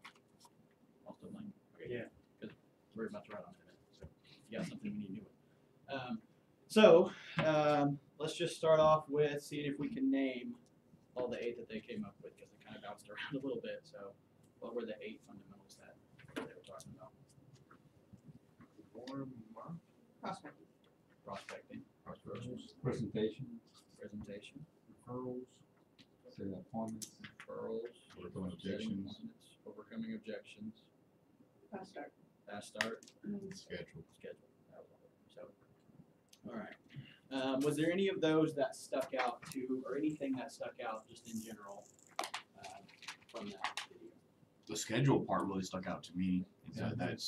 We know that, and we always talk about that you know, we're not naturally good bosses of ourselves, but that really stuck out, teaching not just people but practicing ourselves, because you're full time, how to have a good schedule, how to get results from that schedule. Because I think we can, even if you know you're sitting down doing things that are business related, you can kind of fool yourself into doing things that aren't necessarily productive or moving forward because of lack of a good schedule. Yeah, I'm doing something, so that means it must be useful, but not necessarily. It could just be wasting your time. You're missing a couple letters in there. Precision. Yeah. Precision. I'm just practicing perception. You know, perfect. Anything else that people had? I like how they kept saying, if you practice and you master, you're gonna become confident and therefore competent. Yeah. Yeah, we don't wanna It's just jump out there and hope that we're gonna know what to say in the situation that we've actually got to know. What, I'm getting smaller and smaller, I'm sorry, this is more for me than it is for y'all. Cause I'm gonna forget. I like what he said about mastering referrals will give you an unlimited business. Like, we know we need to get referrals, but if we aren't focused on it, we're not gonna be able to continue our business when we run out of our warm market. Yeah, we don't wanna just get to the end of that person's list and say, well, hope you got your business built in those 7 people. Yeah. This You made right a good here is point too, just for- about not asking for them too. This is so y'all have something funny to laugh about while I'm talking. So something that I've heard Jeff Fieldstead talk a lot. He's got a lot of videos. He's kind of one of the younger people, so he gets the Primerica spotlight put on him a lot. But he's talked about prospecting. That's probably his topic. That's, if you notice, they spent about 5 minutes on prospecting and then did the other 7 in about 10 minutes. But something that really stuck out to me was that he said, you know, he moved from Utah to Idaho to Las Vegas. That's not like moving from White House to Tyler to Bullard or something like that. He's kind of bouncing around pretty good. But from everything that he did, he said, you do not build this business in the cold market. You don't. You don't. You may start there because he definitely had to. If he, I mean, he didn't know anybody where he went. But you don't build this business. Right. You build this business meeting somebody in the cold market and then working through the warm market. This isn't Their going to go through their warm market. Right. You're not going to build everything by just going out on the street and holding up a big sign that says, do you want some life insurance? And that's not how you're going to do this. So I thought that was a big deal. And then on setting appointments, uncomfortable. That was the word that I think just kind of came out. They're like, look, this is uncomfortable. Most people, they're not used to doing that. They're not used to making the calls. That's okay. Is there very many things that are uncomfortable that don't get us to a better spot? I mean, most of the time, there's some things that, okay, that's just uncomfortable. I don't like it. But usually, when we come across something uncomfortable, it's because we're trying to get to something better. We're trying to get somewhere that we really want to go. So that's okay to be uncomfortable. And then the presentation, we do have the presentation recorded. You can go listen to it 100 times if you want. I would say in our office, the mentality has been, don't go listen to the appointment, or don't go listen to the presentation recorded 100 times. Go set 100 appointments, because if you go on 100 appointments with Johnny and he says it 100 times, you're gonna get it down. You're probably not gonna even let him go through 100 because you're gonna say, I got it. Like what I'm saying. I got this. I don't want you to do this. I want to do it. I don't want you to talk through that. Not that you couldn't do what he said. You could go listen to the presentation 100 times, but you could also go set 100 appointments, go make some money listening to that presentation be said. And so just kind of how we do that here. And then the next one, overcoming objections. I thought that really has to do with how familiar you are with the business, how often you're coming across these things. Because I noticed when we got started in the business, it seems like every single person that we talked to had an objection. And the truth is, they probably did. But after the first about 15 people that we talked to, the first 15 had objections. The next 15 had the same objections as the first 15. And then the next 15 had the same as the first and the second did. There's not that much stuff that people are going to come up with. I did remember as we're going through this, we had somebody a couple of months ago that asked me, if I'm raptured, will my life insurance policy pay? That's probably the craziest question that I've ever gotten. I've never even heard anyone have to talk about it. Right, your kids are gonna be raptured too. Right. hopefully. So barring somebody that's just like completely crazy, And if they did, they're going to hell, so They don't need money. you've only got so many things that are going to come up. So just being able to set those appointments, go on that. You're getting, Of course you laugh. It's a It funny was on the question. phone. it was on the phone, so I'm Oh. like, mute. I'm not sure. I'll get back to you. Because I mean, like, What are you gonna call Check out your Friday? Bible. Tell them to stop praying, Home Lord, leave a office? desk behind. yeah, exactly. Be like, no, we're gonna be raptured too. Yeah, exactly. I ain't paying it out. If that's what happens, I ain't Oh, doing we it. do have some non-believers here that'll. Yeah. So anyway, point being, you're not going to come across stuff like that all the time. But product knowledge, the next one, I believe that's really just confidence. That's really just the reason we need to know it is because if we don't know what we're talking about and we go sit down with somebody, they're going to know if you don't know what you're talking about. And I think the hardest lesson for me to learn in the business was if you don't know what you're talking about, stop talking. Don't try to just say something and fill the space with information. Don't do that. If you don't know, it's perfectly fine to tell somebody, hey, you know what? I don't know the answer to that, but I'll figure it out. I know somebody that knows all about that, and I'll get back to you with that. Do not try to say, I think it's, and then just fill that space with some kind of answer that you just made up. That is not a good spot to go towards. Yeah. Is that a case of you getting maybe more training as well before you really go out confidently? No. Getting more training. It would be you are going to be trained while you're doing it. While you're doing it. So there's never going to be a time where Johnny would suggest, yeah, don't go on that appointment, you go study some more. The idea is going to be you set the appointment, you bring a trainer, and then that trainer is going to show you the things that you're going to need to know. Because like we said, there's only so many objections that are going to come up.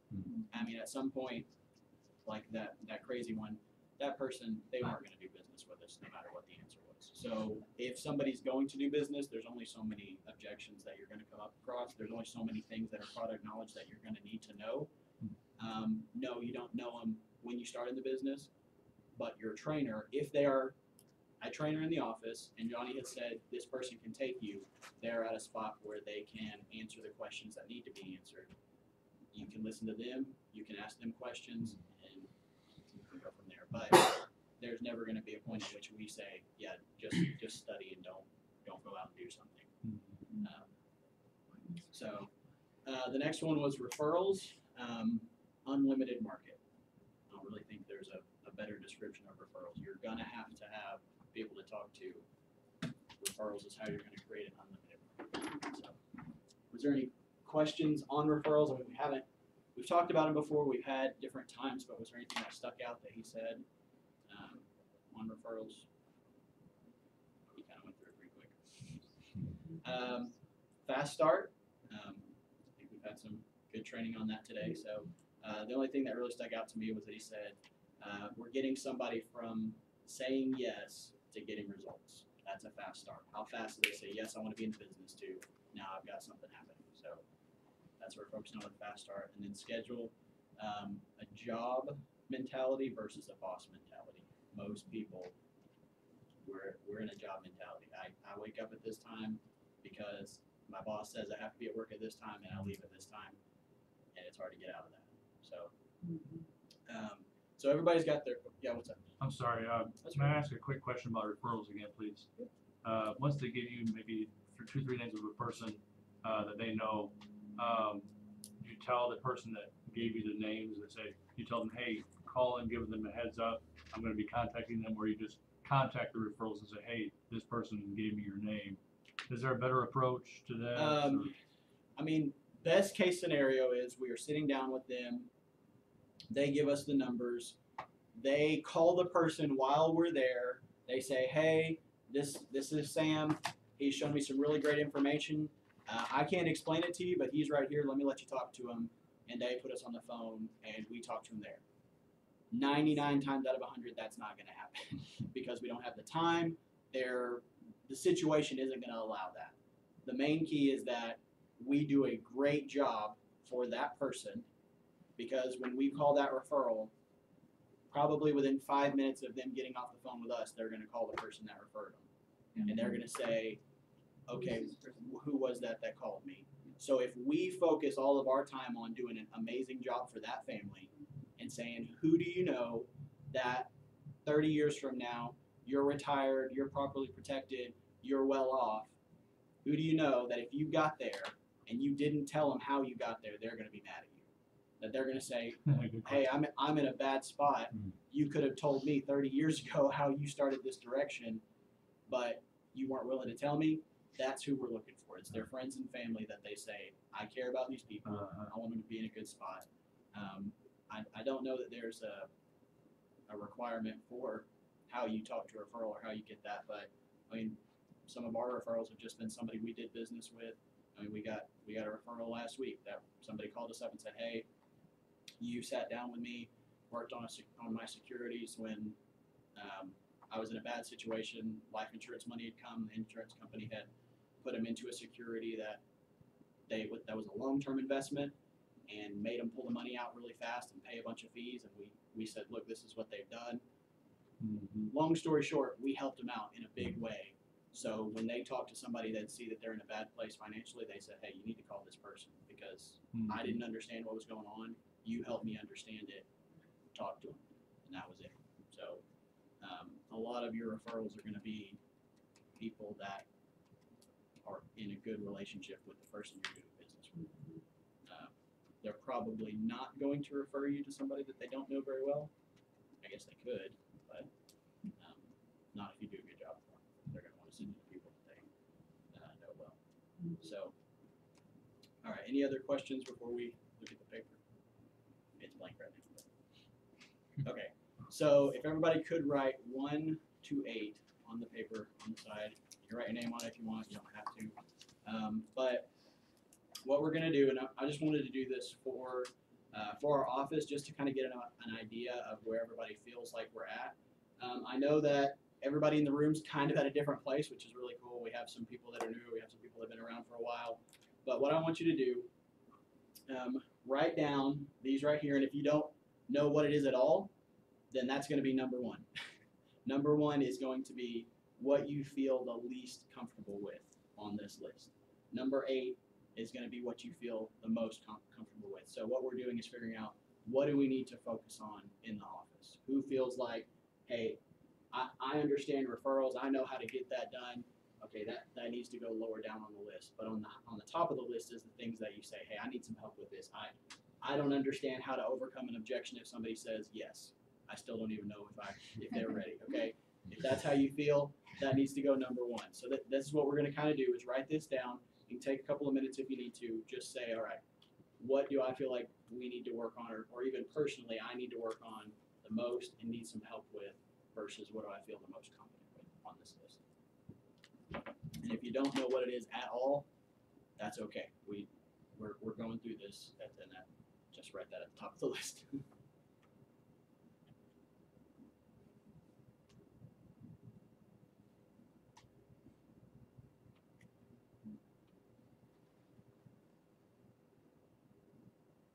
What is 3 again? 3 is presentation. Oh, okay. I'm not exactly sure how I got that. Presentation. Forgot the top. It's in the top. Hey, excuse me. It's really hard to write this and not get in front of it.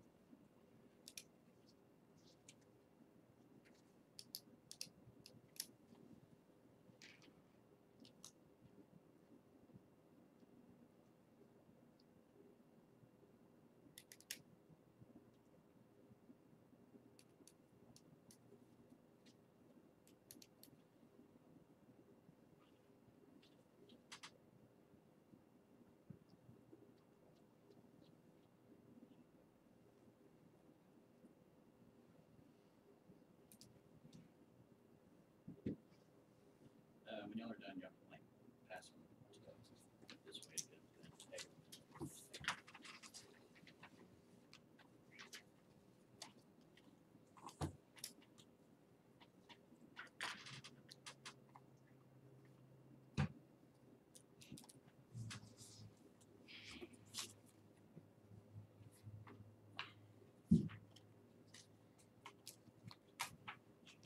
All right, awesome. Yep, you can just- All right, so was there any other questions that had come up? Anything that you heard?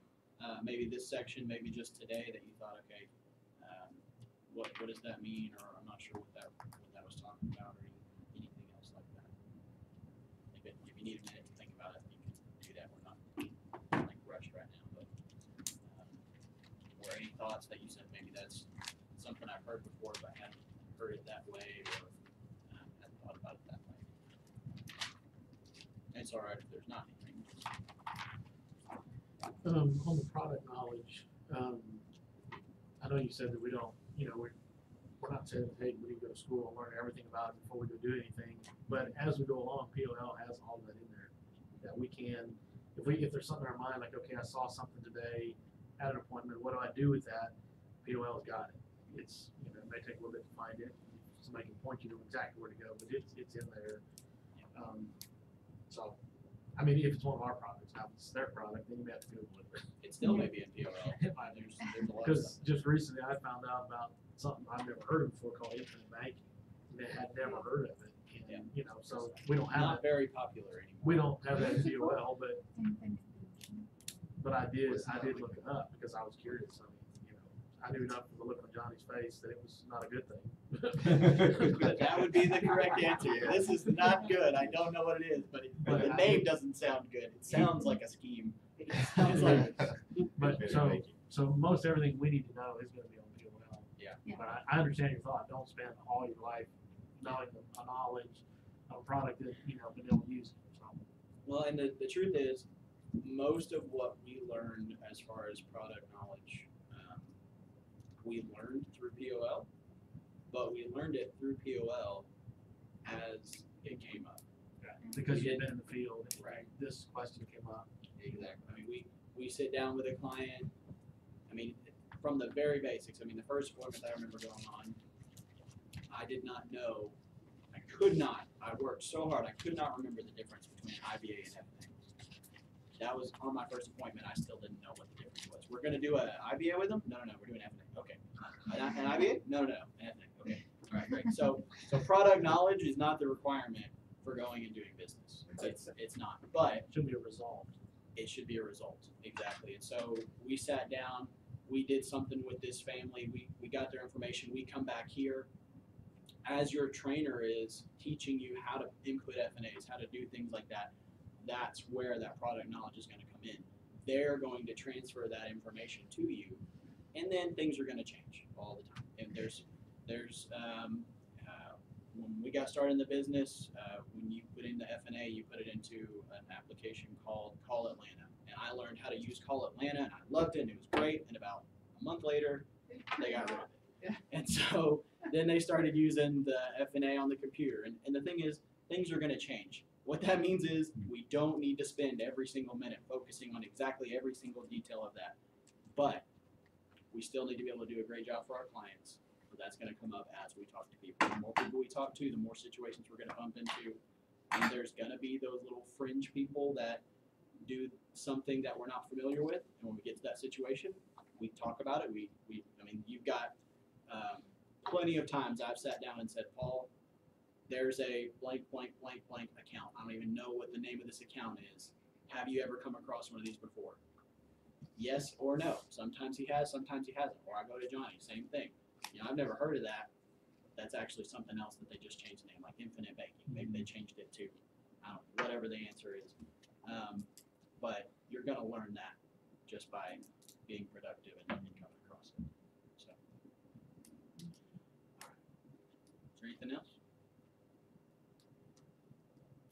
The scripts, are they on the Facebook page? Could they be? I'm not sure. Could they be put Uh, on? I don't know if they're there. I was just thinking, We could put you them know, on for there. new people that like not knowing what to say can be crucial. That if you had scripts that you could practice or role play with your dog or. If we've done a fast start planner with them, then they have the scripts. Right. Yeah. So That's not that they can't lose them. I've never lost anything before, but if we've done a fast start planner with them, they have gotten scripts at one point. I think it's on there, but we can Yeah, put it on we'll there. have to check. I think even the fast start planner is on there. Yeah. So I was just thinking the referral script. I got that after the fact, and if people are having referrals and they're saying too much or too little, you know, that might be a crucial tip that might help.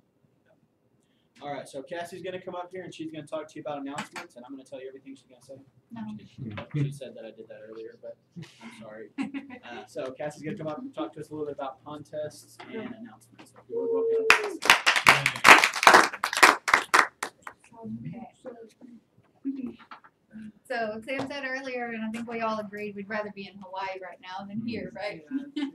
Where it's like 75 degrees, beautiful, and all that. So in August, when it's 105, we'd rather be in South Beach, right? So we want to talk about kind of what it takes to win the South Beach contest. And has anybody ever been to Miami before? Nope. Yeah, it's beautiful, right? I mean, the beach is like incredible. And so it's something, I mean, we didn't go on a company trip there, but we went like before another trip and went there for a couple of days. Oh my gosh. Like the weather is great, the beach is great. And so it's something that, I mean, on top of that, the places they put you, the things that they do for you, I mean, it's something that we don't want to miss. And so if you don't know, they have added 100 extra slots to the competition. So it's like a brand new contest that at the beginning of every contest, whenever it comes out, everybody thinks, you know, I have a chance, I can win this. And then kind of, if you get a little behind, you haven't done everything you need to do, then it kind of gets discouraging, like, okay, maybe I don't have a chance. But whenever they announce extra slots, it's like a whole new contest. Everybody starts at the same spot. So that's this month through May that everybody has the same chance. And then those that got reset, there was like 4,400 people that got the reset. So that was kind of a lot, but we're all at the same spot, you know, as everybody else that got reset to be able to have that chance to get in there. And so this month, we don't have to go over everything, but does that say, yeah, if you would just want to go to where the extra credit is. Yeah. It's just, no, it should be on there, just scroll. So the extra credit for this month, similar to what they were doing last month. So qualify at your level, getting 50,000 points. So would you rather get 50,000 extra points or 50 recruits? Which one's easier? Getting the extra credit is how people win the contest. I mean, if you go through and look at, you know, the standings, and we might do that if we have time, is you see the people that are on track have gotten the extra credits. And so this is something we definitely want to take advantage of, is figuring out, you know, what you need to do at your level and getting the 50,000 points for that. And on top of that, once you qualify, then every recruit for the month is 3,000 points instead of 1,000. So that's like getting 2 extra recruits per recruit once you get there. And so at least one recruit and 1,000 has to be personal, but the rest on top of that can be team. Everybody works together for that. Scroll down a little bit. Getting super qualified, just right there, up to 125,000 additional points for every other level that you hit other than yours. You get 25,000. So everybody, when you get to 1 by 1, gets 25,000. Everybody, when you get to 3 by 2,500, gets 25,000, and so on. And so everybody has a chance to get up to 125,000 extra points for that. There's the suite competition and stuff like that. that might be kind of hard for us to win, but we can help my parents get the suite because everything that we do counts for their points too, and then we can go check theirs out. So, but I'm pretty sure every room is going to be incredible, whether it's a suite or not. Right. So even if you're like last place, you still won. That's better than the first place loser. So let's go ahead and look at the standings a little bit, and we can kind of see some different ways that people have made points. Just go to like the future regional. Yeah, at South Beach. Most of us, all of us, well, a few are newly licensed, but most of us are future regional. That's something to mention. Anybody who starts in a certain category, if you go to the next category within the contest period, then you have the chance to qualify on either one, whichever one gets you there. So if you start off newly licensed and you make it to RVP, you can win in any of the categories. So we'll kind of scroll down towards the bottom there. I don't think we have anybody on track right now. Those that got the reset are pretty close, but people who have already done business during January, even if they got the reset, they're already ahead. So we want to keep moving to be able to get up in there. So we'll just look at the last place person right now. 580,000 points is getting them on track right now. So let's see, they didn't get the reset, but look at the extra credit that they got each month there. That is the big majority of their points right now is the extra credit. So 27,000 in premium, 19 recruits, 2 life licenses. So you can see how big of a deal the life licenses are. That's like 20,000 points. So if you get one person in, you get 1,000 points for them. You get them licensed, that's like another 20 recruits. So that's a big deal that can jump you more up in there. And see, like this one hasn't had any securities volume, so a lot of us that have our securities license, that's an extra thing that a lot of these people aren't even utilizing at all. But that's kind of an edge that our office has. Were you gonna say something?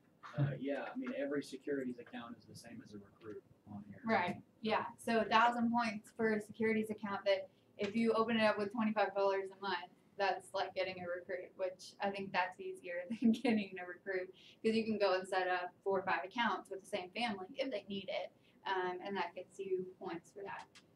Let's look at another 1 or 2 on the standings here. Just go up a little bit. Yeah, that one's good. Let's see what they've done. So look at that, 18 life licenses. They only have done 5,000 in premium, so maybe they're not having a real balanced business if they've had 32 recruits and only 5,000 in premium. But it shows how the life licenses have gotten them far up in there. They've gotten some extra credit, and so there's endless ways that you can do this contest and still win. I mean, it's kind of hard to say do this, this, and this and win because the extra credit makes the points, so much different for each contest. But if we're all focusing on running the play that's called every month, that we know the extra credit that is out there, then if we get those things, consistently, that's how you're going to win the contest. So I think we'll move on to kind of what we're doing in the office. Does anybody not have one of these? Okay. All right. So this is kind of what we're doing in the office right now. There's a lot of stuff on the line actually that you can win, you can qualify for. If you haven't updated the goal that's on the sheet there, the new goal for the office is 19 recruits. So 15,000 in premium and $1 million in securities. So we did that because we kind of had to catch up from last month.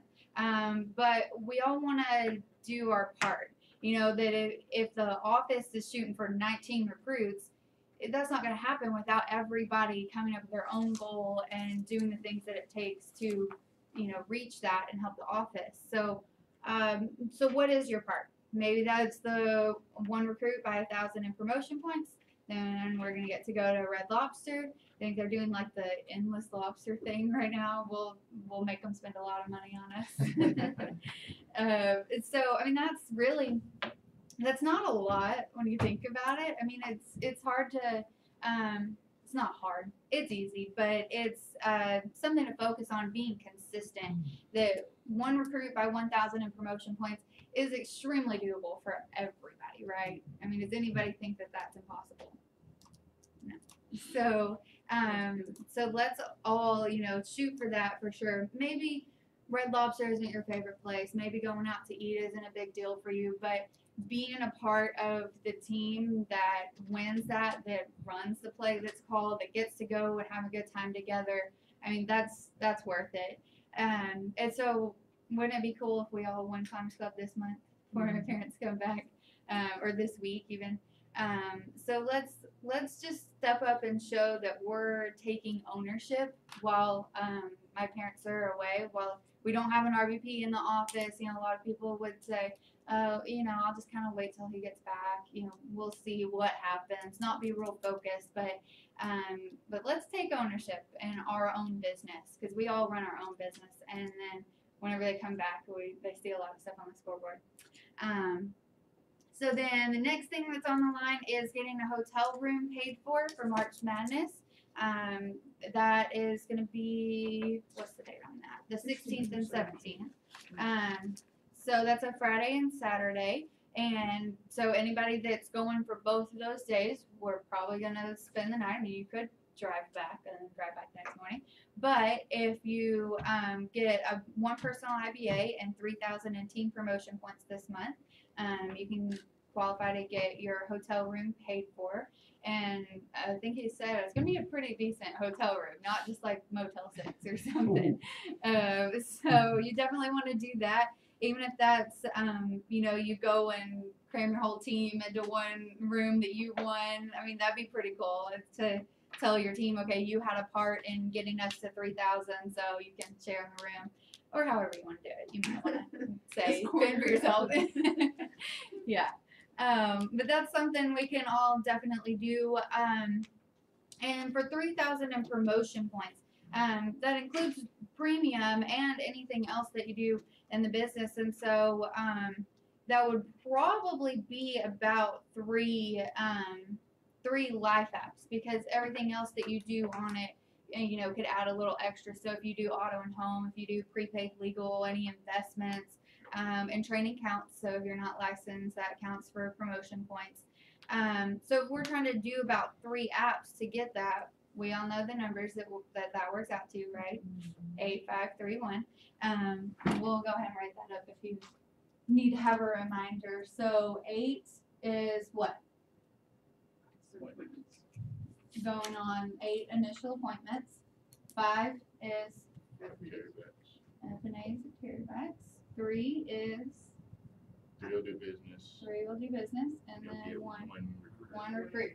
Okay, so if we're shooting for the 3,000 in promotion points, we think, okay, that might be about 3 apps, because our average is about 800, and then you add in the other things that you can do points with. So if we're shooting at that, we know we need to get on 8 initial appointments, right? Qualified initial appointments. That every team that's shooting for that. So I mean, we typically know you got to set about 2 to get 1, right? So we're looking at 16 set appointments to get on those 8. And like Carolyn said, qualified, so 4 and 5 pointers, making sure we're sitting down with the right people who are gonna need an FNA. And then, do a good job with them. We'll end up with the 3 life apps from there, and we're building our business. In the meantime, that's your recruit that you need to get the everything, really. You need the personal recruit for everything in the office. So then the next thing that we can do in the office is they're trying to give away that tablet that nobody's won for the past couple of months. So it's the same qualifications as the, to definitely win it is the first team to 5,000 in promotion points with a personal IPA. So that's something you need for everything, is a personal IPA. But if any team gets to 5,000 in promotion points, they'll win that. But if nobody gets to 5,000, then they're going to give it to whichever team has the most premium by the end of the month. So that's not promotion points, just premium. So that's kind of a competition within the office. The other things anybody could win. This one, only one person's going to win it. So we can be focused on that. So that is all kind of for the office. Remember the promotions in motion that are listed on the the monthly incentives here. We don't really talk about it all that much, but it's a really really cool thing that's on the line right now, because if you just get promoted and do the business you need to do to get promoted, then you get incentives for that. So like, gift cards, fast start school tickets, shirt, jacket. And so that's always running because they give stock to the RVPs whenever they promote someone. So that's something to keep in mind.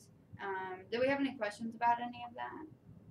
Actually, yeah. So I don't remember exactly how it went, but it doesn't start until you get your life license, right?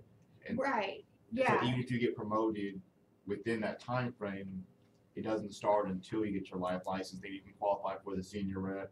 Then you can qualify for the district, even if you're already past those promotions at that point. Yeah, there's not actually one for senior rep. It's for getting your life license. Yeah, that is the first one. Okay, so district, division, regional. Yeah. So the deal is, I mean, you do you want one of these, or do you have one? Oh yeah. Okay.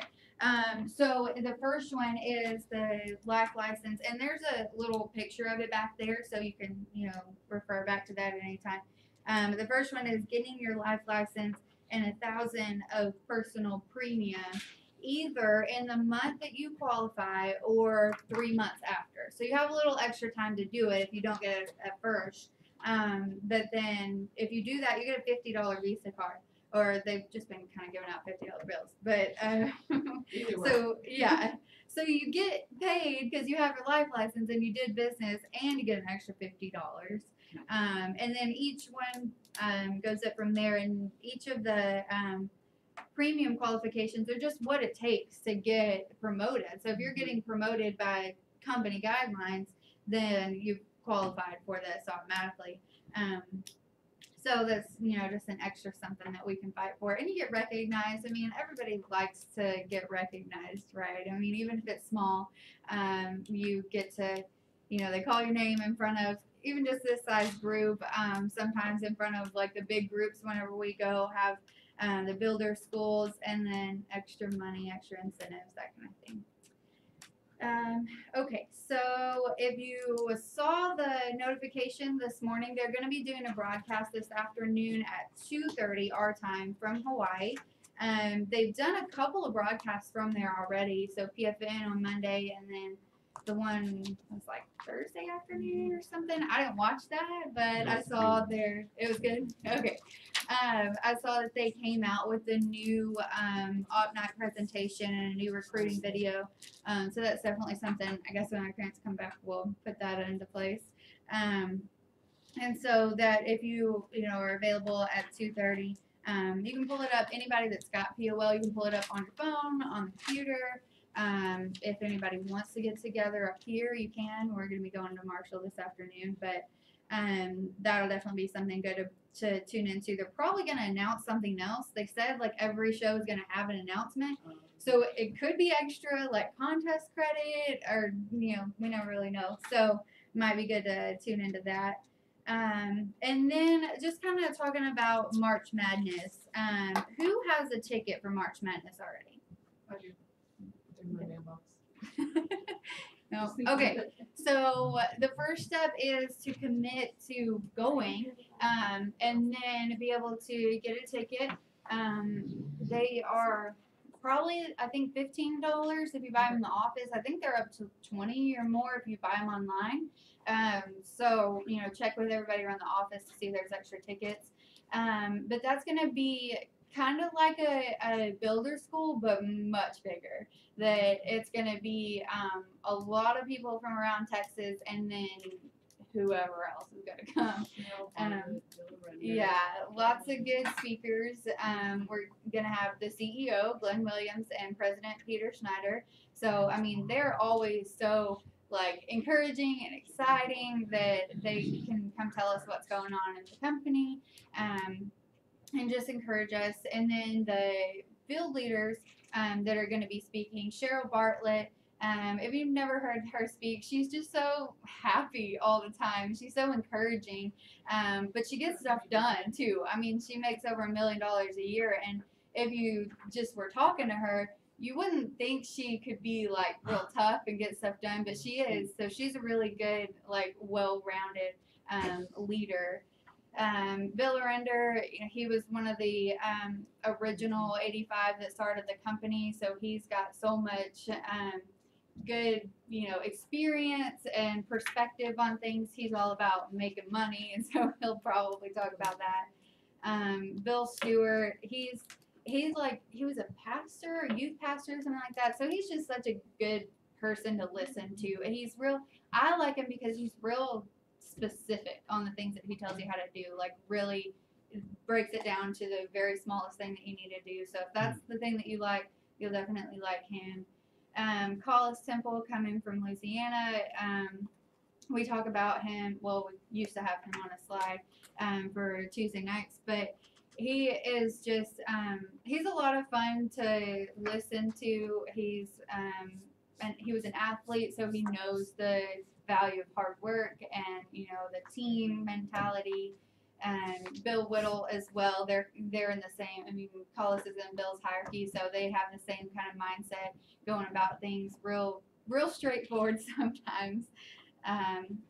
Yeah, Mike Tuttle, I think probably everybody has met Mike Tuttle, right here in Lindale, and he's real good about relationships, you know, making sure that you're building relationships with your people, with your clients, moving forward. And he's all about the warm market kind of business that we've been talking about. Even if he meets somebody out and about, he's going to turn it into a friendship really quick. So he'll talk about that. Joe Ward is one of our 2 newest $1 million earners. If you didn't know, we had like 2 people in the same week go over $1 million a year, so that's pretty exciting. But Joe Ward's real fun to listen to as well. He's from Illinois? Yeah, Chicago. So some of the things he says are a little bit different than the way we think, but he's fun to listen to. Charles Whitener, here in Texas, he's been around the business for a long time as well, and he's built up a good business of, you know, it's real solid and has been making a lot of money for a long time. So all the speakers are going to be really great to listen to. We'll learn a lot from them.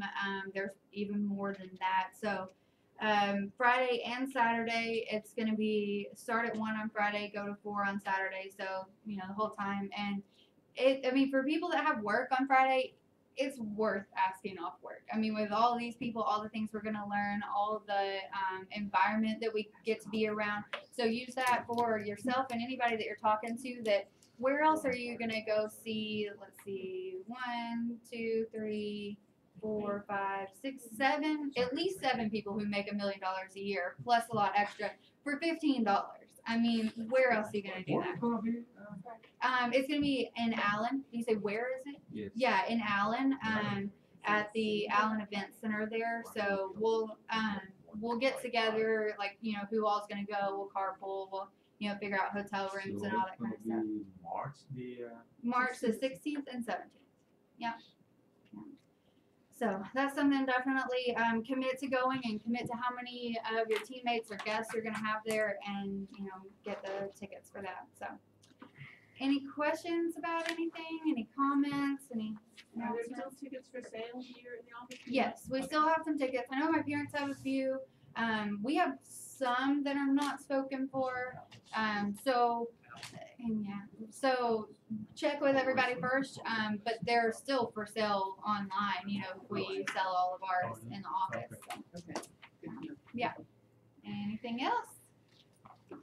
Okay. What? You know, I've been having I've been struggling for the last almost 1 year. I was praying, me and my wife, and I'm so happy that after almost 20 years working for the same corporation, Mhm. they let me go last week, Okay. and so I don't have no other options. So ProMedica This is gonna it. be Let's do it. wide open now, Yeah. and just bear with me and support me and keep me in your Absolutely. prayers. Yeah. I know. I feel so good, so happy about what happens. Well, I mean, good. some people have could be complaining about it. Well, I've been Yeah. there for a long time, all kind of stuff. And Yeah. they let me go, but not me. Good. So they give me a little package, so I'm more than happy with that. Good. So I'm gonna be more We're involved. around the Well, area. good. doing my regular Yeah. business. Heck yeah. Yeah, that's a great So, mindset. Yeah. So, And like yeah. I said, this is from upstairs, I think. Absolutely. Yeah. Like I said, we've been praying about it. And finally, I don't have to quit. Because if I had to quit, so there is no benefits, nothing Right. like that, no packages, so just zero and Mhm. kind of be a little bit more hard, but still got money to survive for at least 12 months. Yeah, So and good. after that, So this I'm time gonna to be build your struggling, but business so and- there's plenty of time to go ahead and build my Absolutely. business. 6 months to go to RVP, let's go. Yeah, that's my Absolutely. goal.